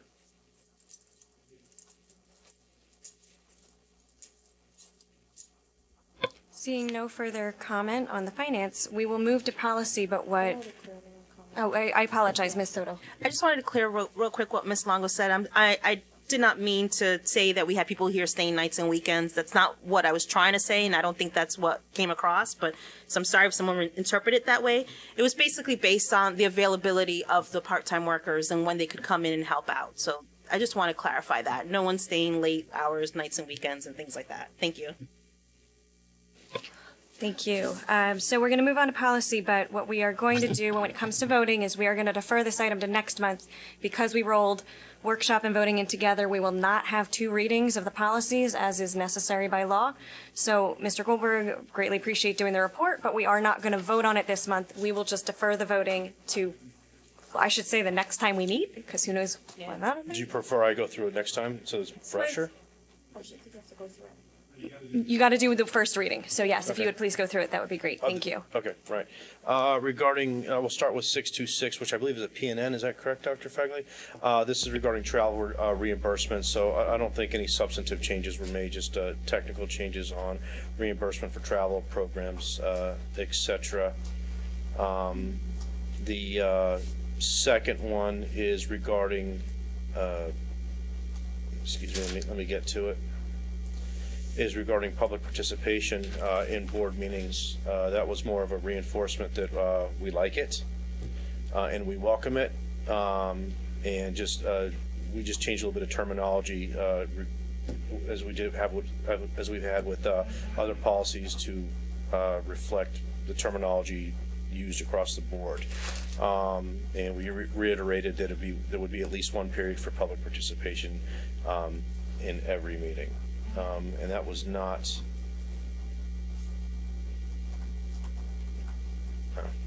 Next one was the. Next one was regarding the citizen advisory committees. That one was almost exclusive. Well, actually, that was exclusively terminology as well. Again, adding the purpose of the policy language and changing, if I remember correctly, terminology, or adding actual citizen advisory. And we took out to the board just to make it cleaner and sound better. I think we also added a sentence on that one saying that, because it was a sentence there that said that it was available to the president and superintendent, and we had a sentence saying that upon request it would be made available to any board member. The minutes will be made available Yeah. to any board member upon request. You mean Exactly. the very last? The very sentence? last, we added the very last sentence. Yeah, I guess.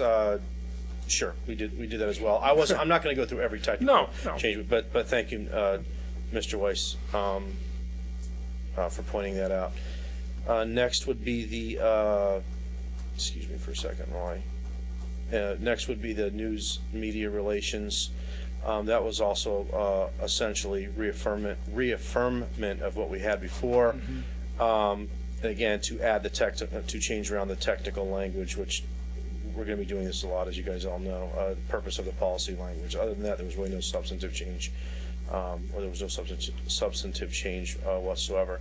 And lastly, we relations with 913 relations with other groups or special interest groups, I should say. That was almost actually I think it was exclusively. No, excuse me. It was almost exclusively adding language at the beginning of it under the purpose section, and we did change some language regarding authority and delegation of responsibility, approval or disapproval, things like that. And that's it. Board questions, comments on policy? Seeing none, at this time we'll open for public comment on policy. I'm sorry, I did have one question. Mr. Goldberg, I know that you mentioned the policy about having public comment during a committee meeting. My concern is that I'm sorry, what are you asking about? the policy about public comment during. Oh, I'm sorry. My bad. Yeah. So you don't have a question for me then? I do not have a question. Okay. Okay, at this time, we will move on to board representative reports. If folks want to defer them to another month, since these tend to be non-emergency or... Yeah, absolutely. Yep. At this time, Phoenixville Public Library, Mr. Caltagirone. I just want to put this out there for parents who may be watching. Although the library is closed, there are a wealth of online resources that the library has available to you for your students. Please take advantage of those. They also have an Ask a Librarian portion on the website that you can ask questions to a librarian who can respond to you electronically. Please take advantage of those resources over the next few weeks. They're there, for that purpose, and they will become extremely helpful now. And even for adults, there are ebooks and stuff like that you can take out on loan through the library. So something for everyone at the library. Take advantage of it. It's there for your use. Thank you. Mr. Manuel, I'd like to make a comment on my area. Okay. Let me I can run through real Oh, quick. So okay. I'm going to defer my report. Next would be PCEF. Right. Just real quick, I just wanted to thank the community for the Phantom fundraiser where they raised over $114,000, of which we get a large portion of that. So I want to thank the PCEF for that. And I also want to echo my thanks to them for working with the administration and the board during this time with volunteers and possible funding of areas where we may need it. And also thank them for the dual credit offer. So I just think that that's worth recognizing. Absolutely. Thank you. Ms. Reed, would you like to do the Valley Forge Aquatic Center? So I will defer, except please so I'm not deferring. Please follow, and share Valley Forge Aquatic Center on Facebook. Valley Forge Aquatic Center. And I will defer the remaining and the World Language Task Force to Dr. Figley. Thank you. And so now we have the superintendent's report with Dr. Figley. Thank you very much. I'll defer a couple things, but I want to truly, though, begin with a huge thank you to all the folks in the community, all the folks in the district for all their hard work over the last 2-3 weeks. The administrative team has been pretty much going nights and weekends for the last several weeks on working on getting everything in place and prepared. As of tomorrow, we're pleased to be able to say that we will be serving lunch for students in need. That will be for 0 to 18, and there is no need to sit there and be free or reduced. Our centers will be at Barkley Elementary School, at Ann's Heart, at Bethel Baptist, and at PAX right now. We look at expanding those out as we keep growing, but we need to start somewhere, and we'll have food there on Monday. Starting Tuesday, we will also have breakfast and lunch. They will be served at the exact same time, i.e. as a grab and go. All these will be grab and goes, and that will be approximately 10:30 to 12 o'clock. Although we will put out an announcement to everyone in the district later tonight as to the exact times. We're still working through a couple of those little details to make sure we have everything in place. I'd like to thank the community for stepping forward. Last I heard, we have over 90 volunteers who are willing, over 100, just update. It's been my life this last 2-3 weeks. Every time I announce one thing, something else comes in as the latest news, and this is good news. We have over 100 folks that have already volunteered their services to help us distribute the food out to the various locations, put the food packs together, and get this rocking and rolling. In that light, I do have a couple of motions I'd like the board to consider. If the board would please consider approving $10,000 to help feed the students of the Phoenixville Area School District, I'd be most appreciative. In addition, if the board would please consider approving $10,000 to provide Wi-Fi services for the students of the Phoenixville Area School District, I'd be most appreciative. We have a number of Kajits that we are handing out. Kajits are little Wi-Fi systems. We're not so certain that we have enough yet, even though we've ordered 40 more, so we would just like to have some additional dollars to take care of that. So at the conclusion, if you would please consider that. Over the next few weeks, we right now are shut down through the 30th. We are scheduled to open on the 30th. I am not a predictor, so don't go running out. I don't believe we will be open on the 1st or the 30th. I am hopeful that we will, though. We are going to be moving to online learning. That will be starting Wednesday afternoon. We're giving Monday and Tuesday for our teachers to finish their preparations, because while we've been doing preparations, they've been in the classroom teaching and getting everything ready. So they are now getting into their preparation mode. Wednesday afternoon, we will start with kind of first day of school again. Here we go, and getting everything up and rocking and rolling. We will be distributing the computers, and people who have already put in for a computer are to stop. Will hear exactly the time they're to come by the high school to pick up the computer. If for some reason they are not able to do, I have a feeling we have enough volunteers that may be able to move some computers after we sign them out appropriately and do all the paperwork. We do have to do some paperwork to hand out the computers. So those will be taking place. The overall goal over the next 2 weeks and beyond, if it goes beyond, is to keep all working and all paid. That is the goal of the district, to keep all working and all paid. We are asking, and everyone is already stepping up in an amazing way to think out of the box. And when I say think out of the box, be willing to jump in and help out over on this side of the table when we're on that side of the table. And then we have 5, 10-sided tables. They're jumping all over the place, helping out, trying to make sure everything is working as well as it can. To the students, we look forward to seeing you soon. Some of you do have items in the schools that you would like to get.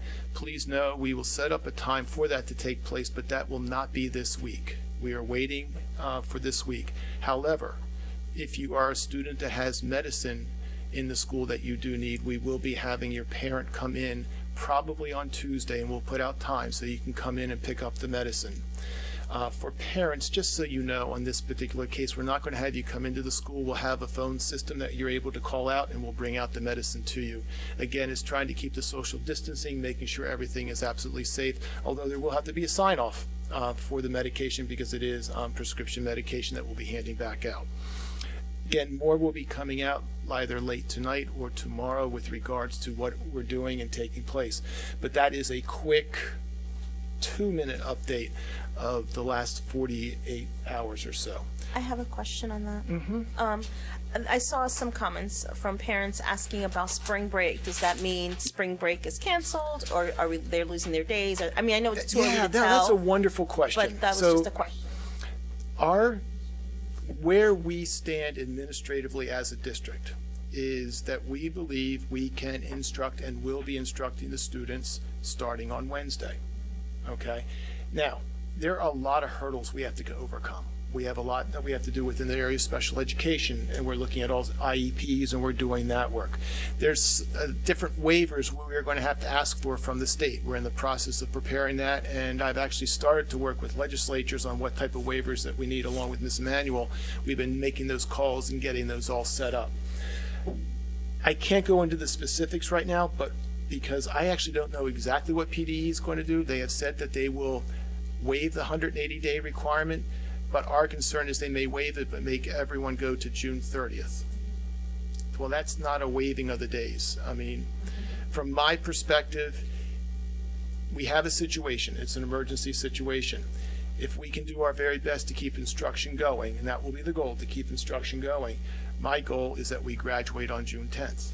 And my goal is that we still have spring break. So I'm not looking at, in our plans right now, we're saying don't take away the spring break. In our plans right now, we're saying we end on June 10th. Because quite frankly, it feels like a slap in the face to sit there and say, well, you can't come in now, but now you have to go in till this period of time later. So that's why I think you're seeing everyone in the district really stepping up and really doing an incredible job of pulling together the systems and making things work. Because we want to keep instruction rolling as best we can. It's not going to be perfect, but it's as best we can, and keep everyone moving forward. Yes, there are questions about the AP tests. Yes, there are questions about the PSSAs. There's questions about all that sort of stuff. I would ask you to please take a deep breath, because I don't even have those answers yet. Okay? And as soon as we get those answers, what they're going to do, how they're going to handle them, we will do that. SATs, I can tell you, we did postpone those yesterday. Initially, they were telling us the makeup day was going to be later this month. That's not happening. But we knew that's what the answer was that they were giving on Wednesday. We're waiting for them to give us a better answer, because we do have to make up the SATs and help those students move forward for their college and career plans.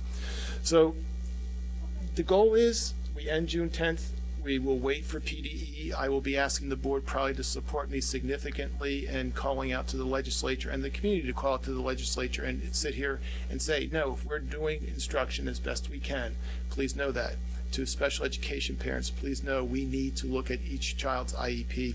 We need to determine what we can do online and what we are going to have to do as a compensatory piece.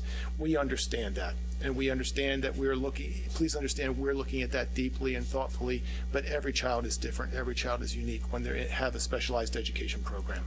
And I'd like to piggyback off of that for the special education piece, that the administration is truly working very, very hard, because students who might have unique learning styles and unique learning needs, we can't cookie cutter fix this. So we are absolutely looking at all options possible in any way that we can ensure that our students get the education that they need.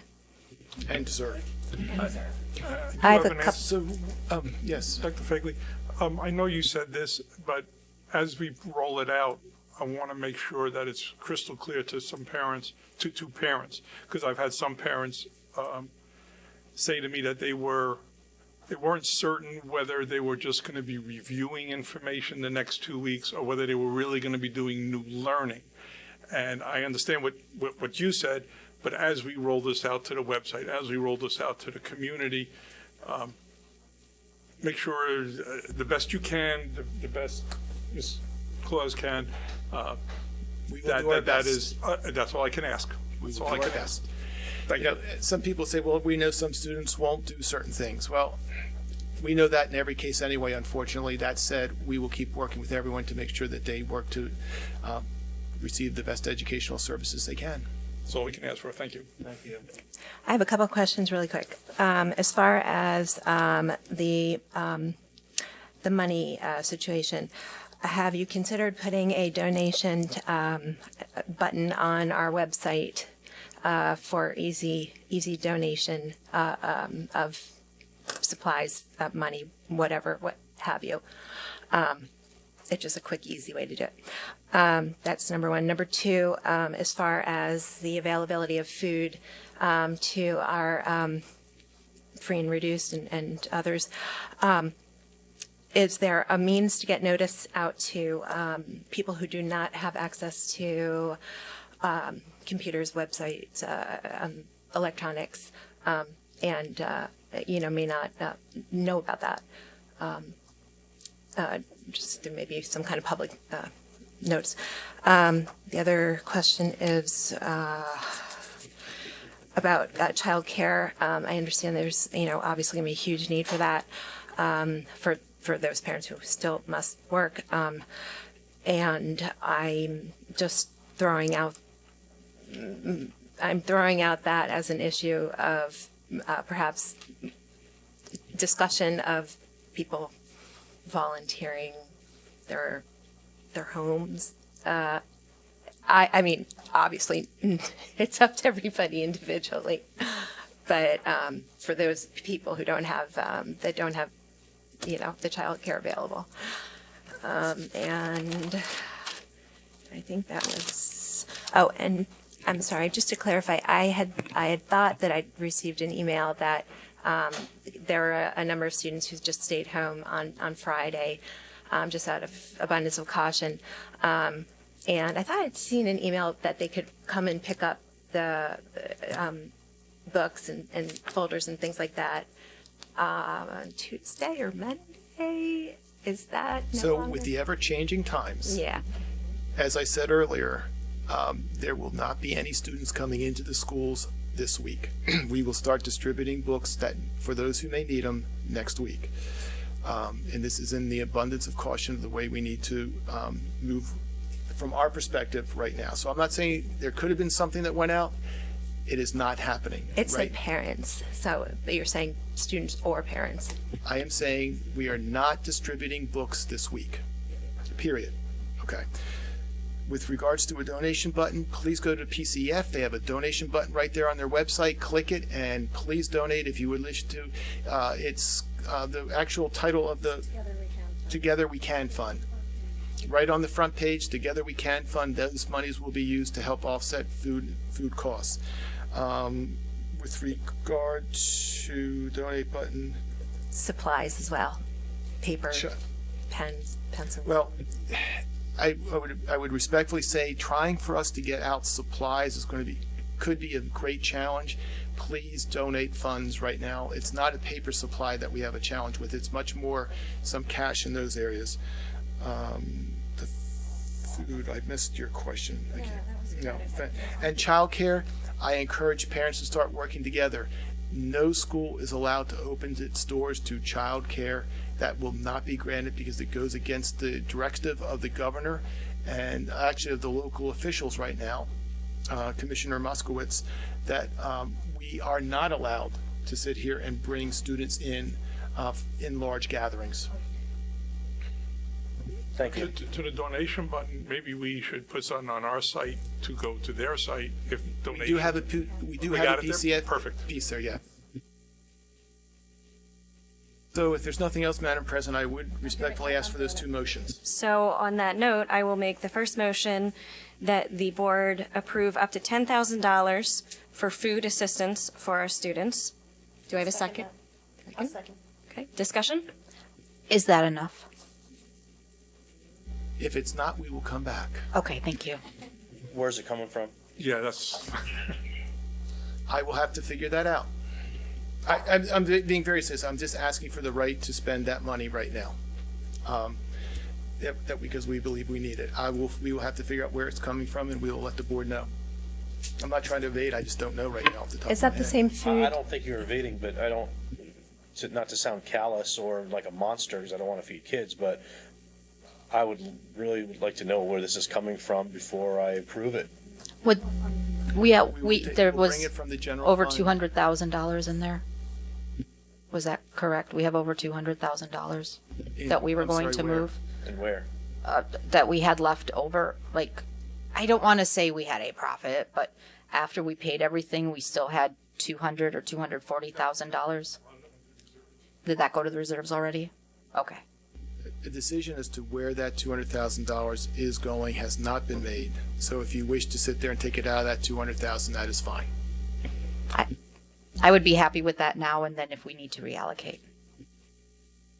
I would just say, I mean, we're canceling a lot of conferences and stuff like that and all that. So there's a lot of money that won't be spent over the next couple weeks. I mean, we're in a crisis situation here and we're in uncharted territory.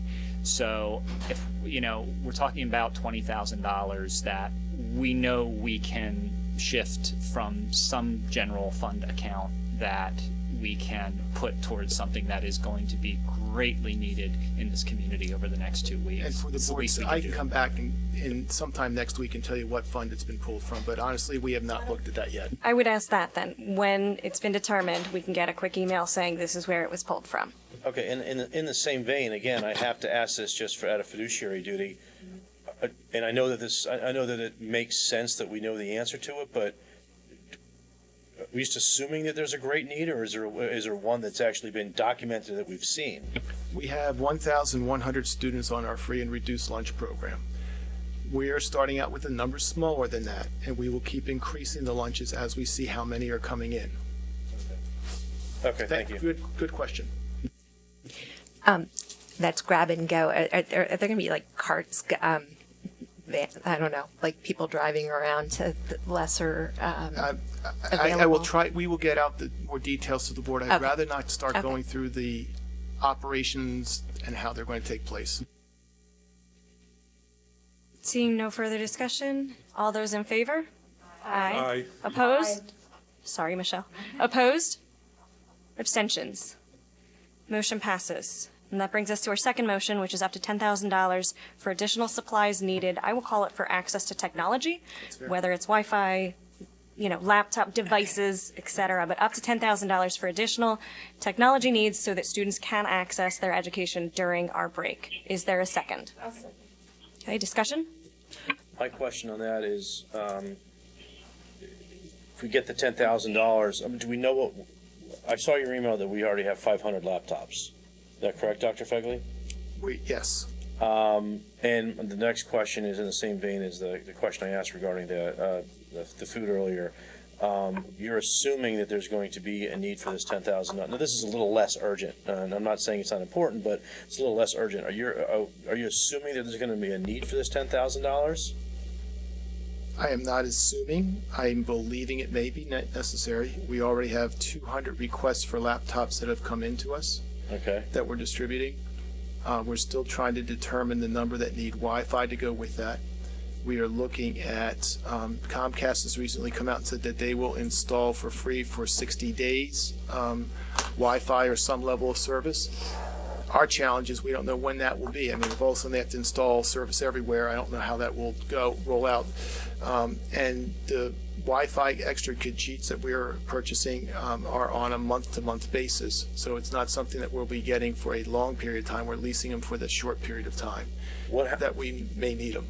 So if we approve this $10,000, is that to say it's automatically going to be spent, or it's going to be sent No, out? it's not. So, and that's, just to No. clarify, that's why I intentionally have framed both both motions to be up to 10,000. So it's based on need, then the money's pulled. It's not that the money's pulled and then it sits there, maybe used, maybe not used. It's as it is needed, the money is pulled. I'm worried about a situation where we approve $10,000, go out and spend, spend $5,000 worth of laptops, and it turns out they're never needed. We will not do that until we hit the point. Which point?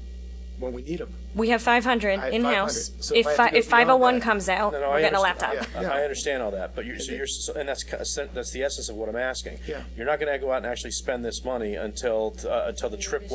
I am trying to be transparent and let you know that we are going to, I believe, need the money. We will not spend it until needed. So basically, we're talking about an appropriation we may never need. Hopefully. Correct. Okay. Just one more comment on that. As far as supplies, in terms of technological supplies, not my area of expertise, but I'm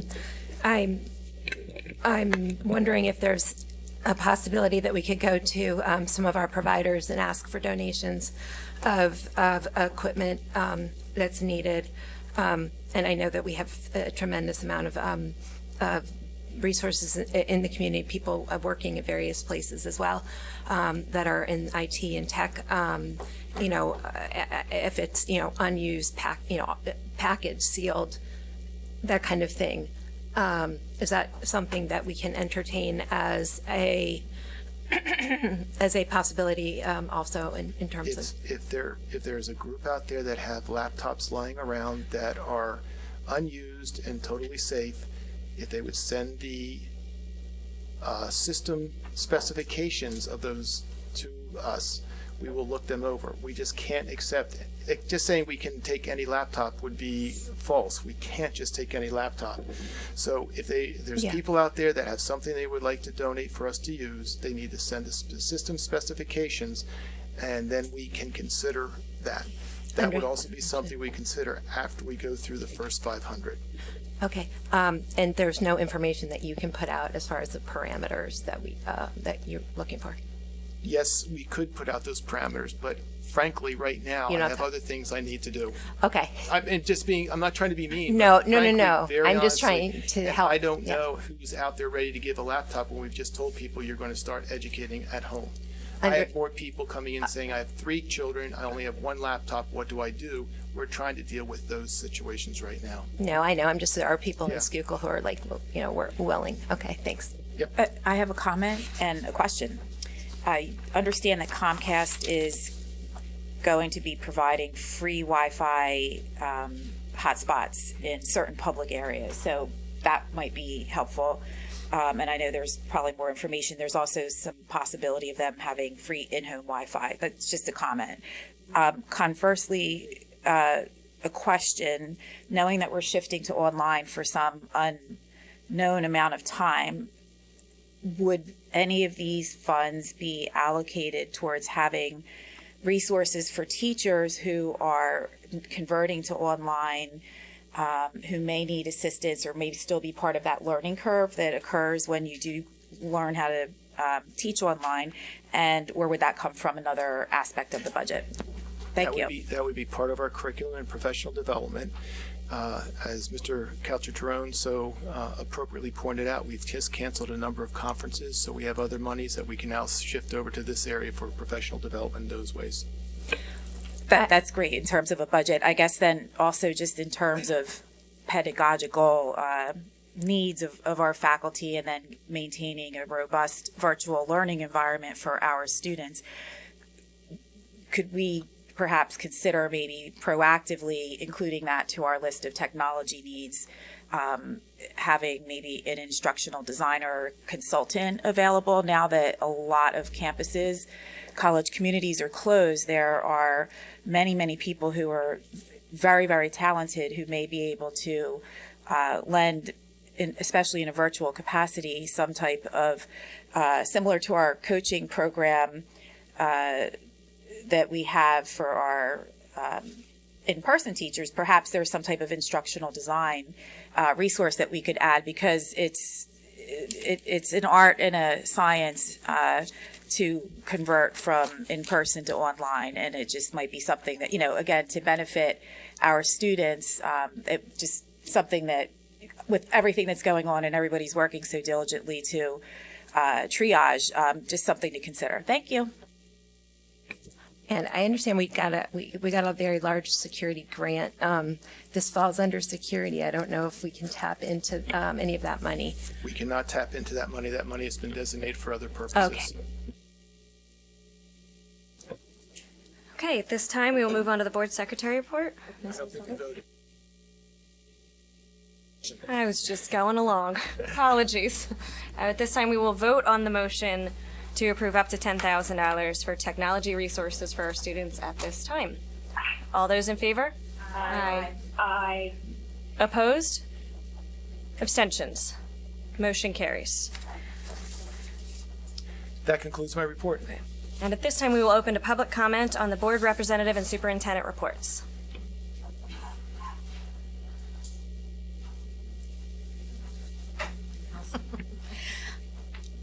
Quick question on the superintendent's report. We did not see the enrollment report. And reflecting back on the audit, there's actually a number given in the audit that parts of this are based upon a 600 student increase. I have not seen an enrollment report that actually had that number on it. So I would ask again, when we vet the audit, those are the kinds of numbers that we vet.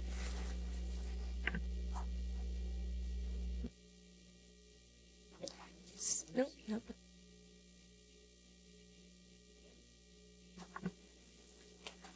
Hi, Kristen Myers, East Pikeland Township. Since we were talking about going to cyber learning, and I'm sure everyone is well aware of everything that is being offered, but at the home and school meeting for middle school, we talked about the Zoom, which is a video conferencing to tape and everything. That is now being offered for free for school districts. So I'm sure you are well aware, but Yes, we're aware. just wanted to bring it up in case it slipped through the cracks. Thank you. Thank you.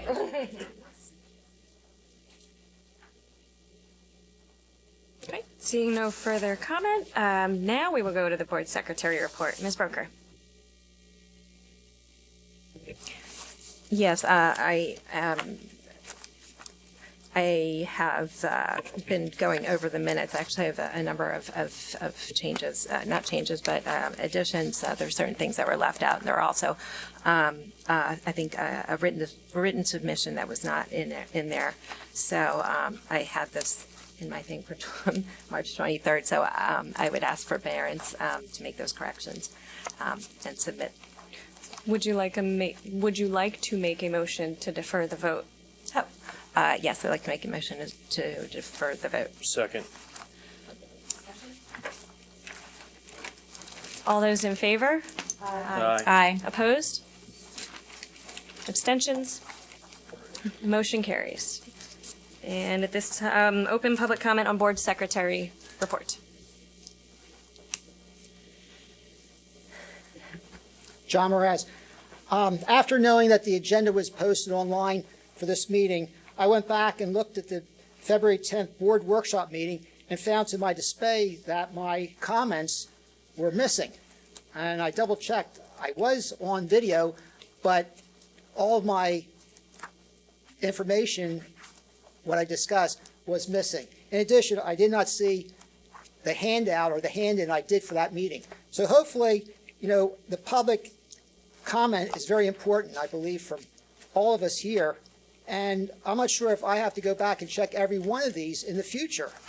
I don't know how this, I'm not going to say occurred, but what's the double checking of any of this so that the people who do speak in public are included in the minutes, and anything that we do hand in is attached to the minutes. So hopefully what I spoke about today is included in the next meeting's minutes. So again, there's got to be a way to make sure comments are included in future minutes. Thank you.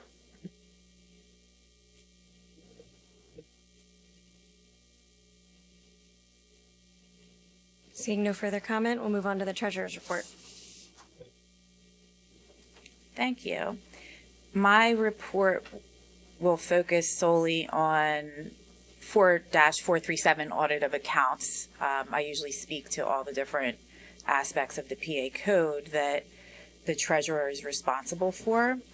Essentially, I would like to just clarify a few things related to the audit so that we can understand the families and residents and taxpayers of our district have elected us to represent their best interests. And if in doing that due diligence and that work, it requires more than 3 minutes of discussion, I really would like to know exactly, what the ramifications are of that, because essentially, as the reporter of the agenda, there was no limit placed on you, so you can go for as long as you want. Thank you. Referring to when we have a motion and discussion and whatnot. But I'll get to my question, which my question is, has our solicitor provided us with a legal opinion that says that board members can have a limit when deliberating critical things such as an audit? Because, we've had many residents speak out, and as people who've been voted by our taxpayers and residents and the families here in the district, and for the benefit of the students, and as your treasurer, who you all voted me to serve as, I just want to clarify that our solicitor has given us a professional legal opinion on that this is something normal that we would do under such a sensitive vote. That's my first question before I get into my report. It's actually a point of order to understand what exactly we're doing here today. It was, first I heard of it, was a motion from the floor, and we're there, so we have not contacted legal. Okay, so we then perhaps might want to consider rescinding that vote and getting our legal opinion as to whether or not I would be happy to show you where in Robert's Rules of Order it says that I can put out a vote to limit speech, which has already been approved by the board. So if I would be happy to hear the treasurer's report instead of reviewing a vote that already took place. Thank you. Actually, I would defer to the statute that supersedes Robert's rules, and in order to give my report, which actually under 4-437 pertains to audit of accounts, it's a point of order and clarification for our taxpayers and families and constituents who have voted us in. So I'm just respectfully asking that we reconsider that motion until such time that we have an opportunity to receive a legal opinion from our solicitor. That motion motion was also made via policy, which is reviewed by council. All of our policies are reviewed by council. Let me clarify.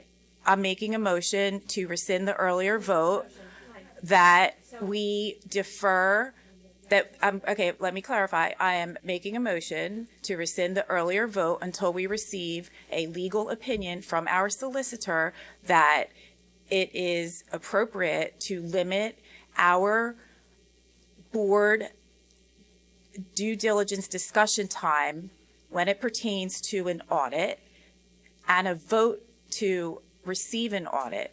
That's my motion. Is there a second? And I'm going to actually ask for a recess until Mrs. Broker's back in the room, because I just realized that one of my board peers We have is an not open here. motion. Is there a second? I can't believe it. Hearing none, this motion has failed. Okay, thank you. That said,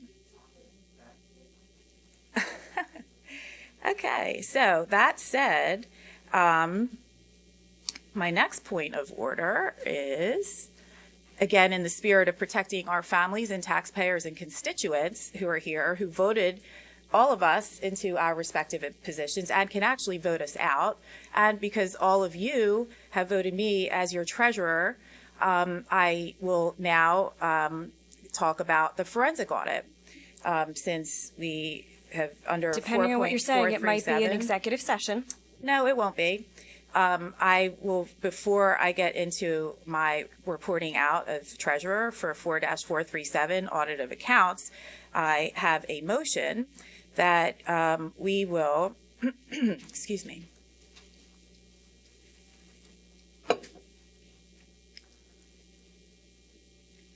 I'd like to make a motion that our business manager and administration immediately release a copy of the current iteration, the in-progress forensic audit for our review before we vote on receiving our annual audit, because I have not seen it since our executive session. And when I requested it, I was told that it would be released when it was Stick finished. to the motion, please. It is, okay, thank you. So my motion is that I would like the business manager, interim business manager, and administration to immediately furnish the in-progress copy of our forensic audit before we vote on receiving our annual audit, which, that's my vote. Is there a second? I would second that, but I need to know if that's legal. Because it's, It is an in-progress investigation, and I am not a lawyer, and I will not speak. I don't know if that's legal. that's Well, because I'm not- it's an in-progress investigation. I'm not a very good lawyer, but You say that each time. It's true, but I would be suspect of being able, just like you said, an in-progress investigation. I don't think this can happen. But again, I'm not offering my legal opinion because this isn't my wheelhouse. But I would be curious. I would be surprised if that was possible. So then I need clarification on whether or not you're seconding the motion. I am not seconding the motion, no. Is there a second for the motion? Just before anybody decides. Hearing no second motion, Yeah. there's no discussion. We have a motion and a second per Robert's rules, per policy. This motion has failed. This is hysterical, actually. Okay, well, one more motion to make that,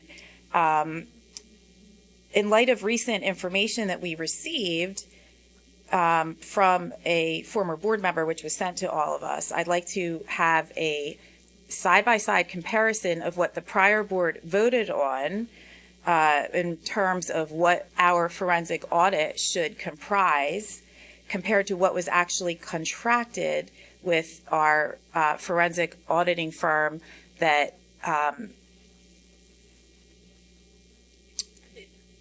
is essentially has hired the solicitor to do the forensic audit. So my motion is to have, I would like to have a side-by-side comparison of what the former board voted on compared to what was actually contracted between the solicitor, not the board, but the solicitor and the forensic accounting firm made public so that we may review it and make a decision as to whether or not the forensic audit is actually in line with what we need to be doing at this point in time. Dr. Sweeney, I have to make sure, I want to make sure I understand what you're asking for. You're asking for something to be made public, or you're asking for a side-by-side comparison for us to see? I'm asking for, because I don't believe it's covered under sunshine, but if it is covered under sunshine, so be it.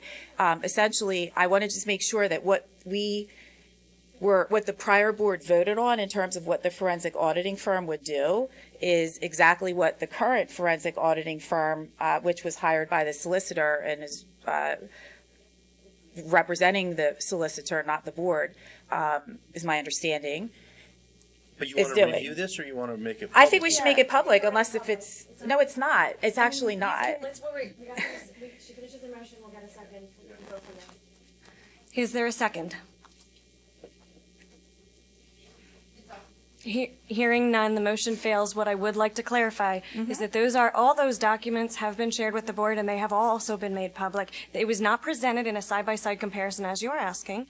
However, the RFP and the initial request and the documents relating to the engagement of the forensic audit firm have been made public. Can you just direct where they are? Because I don't believe that the current contract for the forensic auditor is public. I have not found it. So if you could please just post it.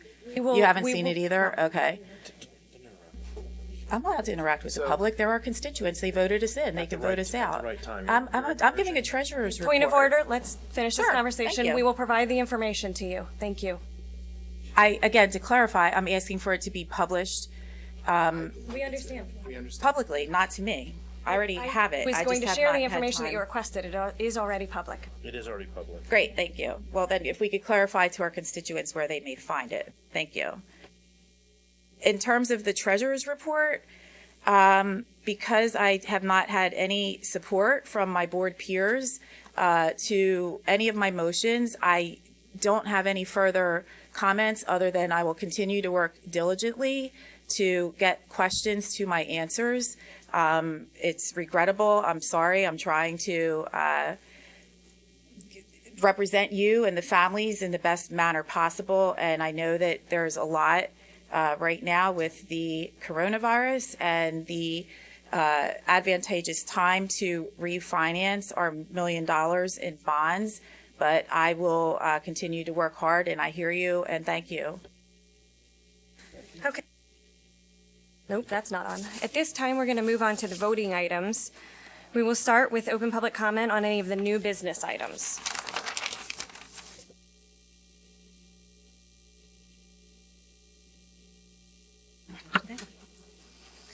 Before we get to the voting items, I'm going to ask again that a board This is member. new business only. New business only. All of the voting items are new business at this point, because that's how they're listed in the agenda. They're all new business. So I'm going to ask that somebody make a motion to restrict the use of these audited financial statements until they are reviewed. In the interest of time, I'm not going to go through the 20 points that I have found that I have questions on in the audit. I will submit them in writing to the board members. But I will reiterate that there are certain numbers that are being quoted in the audit that have to be validated. I haven't seen those, as this was a year I was on the board. I would like to also say, in the education session, there was a request that we look at the budget versus the actual, and that's the variance reporting. That is part of the reports that you guys are going to be approving. There was always a variance report in there. So when we get back to the audit, again, one of the reasons I'm asking that these be restricted, there were 5 points that this audit failed to address that are serious. The first is the failure of the internal controls, and I would ask that that report be made public. It's not part of the audit. There was also a recommendation made to the administration 4 or 5 years ago that there be a restructuring of the internal controls. I asked that question, had those recommendations been implemented? I have yet to receive an answer. The second point was the possible misuse of taxpayer funds. The third was the diversion of taxpayer funds. The fourth was the overpayment of local taxes to the municipality. And the fifth is the ongoing forensic audit. None of these issues are dealt with in this audit. So if we can't table the entire thing, you're going to acknowledge the receipt. I ask that the board restrict the use so they cannot be sent to anyone, including the bond agent, to do this $100 million unprecedented refinancing. And I've been coming to these meetings for 10 years, and I have never seen such a thing. not once.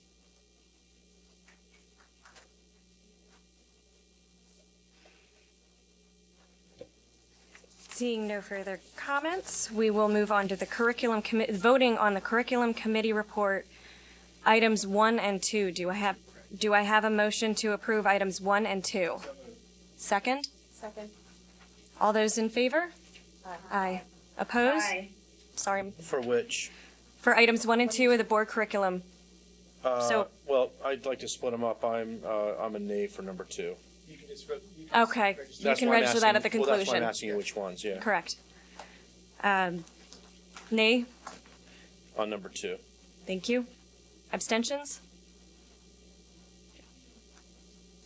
Both carry. Next, we have the Board Finance and Personnel. Do I have a motion? I'll make a motion. Okay, Second. Second.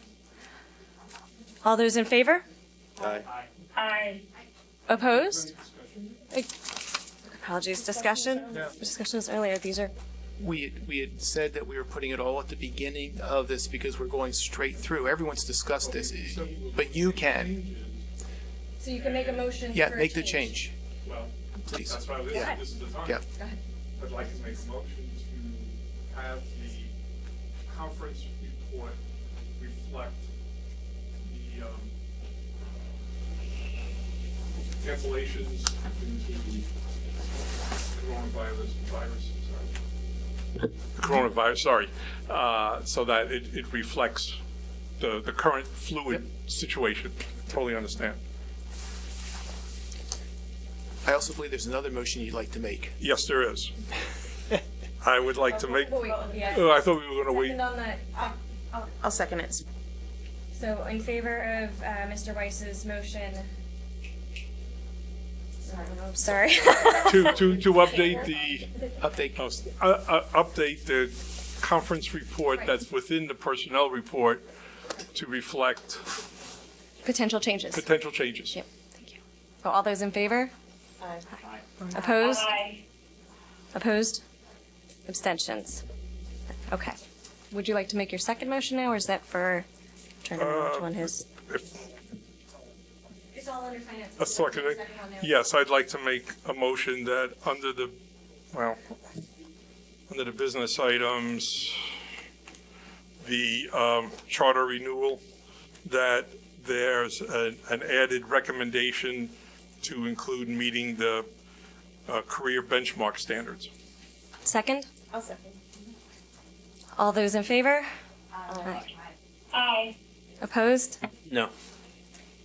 Abstentions? Thank you, I apologize for that. Thank you. So now with those two amendments, all those in favor of approving the business and personnel items, aye? 1 through 7. Items 1 through 7. Business personnel. Business personnel.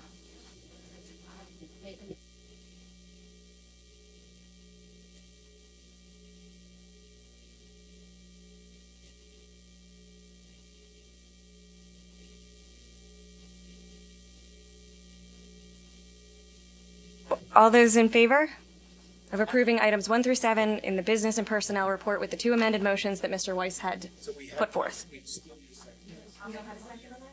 I'll second. Thank you. I apologize. Losing count here. All those in favor? Aye. Opposed? Aye. Sorry, Ms. Shamos. Opposed? Abstentions? We pass. I do need to add at this point, and I apologize for not catching this sooner. We did, I neglected to get buildings and grounds voting items on this agenda. However, we do need to vote on those two items that Mr. Calderon mentioned initially, which are the approval to go out for the zoning variances and the approval to seek an RFP for the two properties. Do I have a motion for those two items? Second? Second.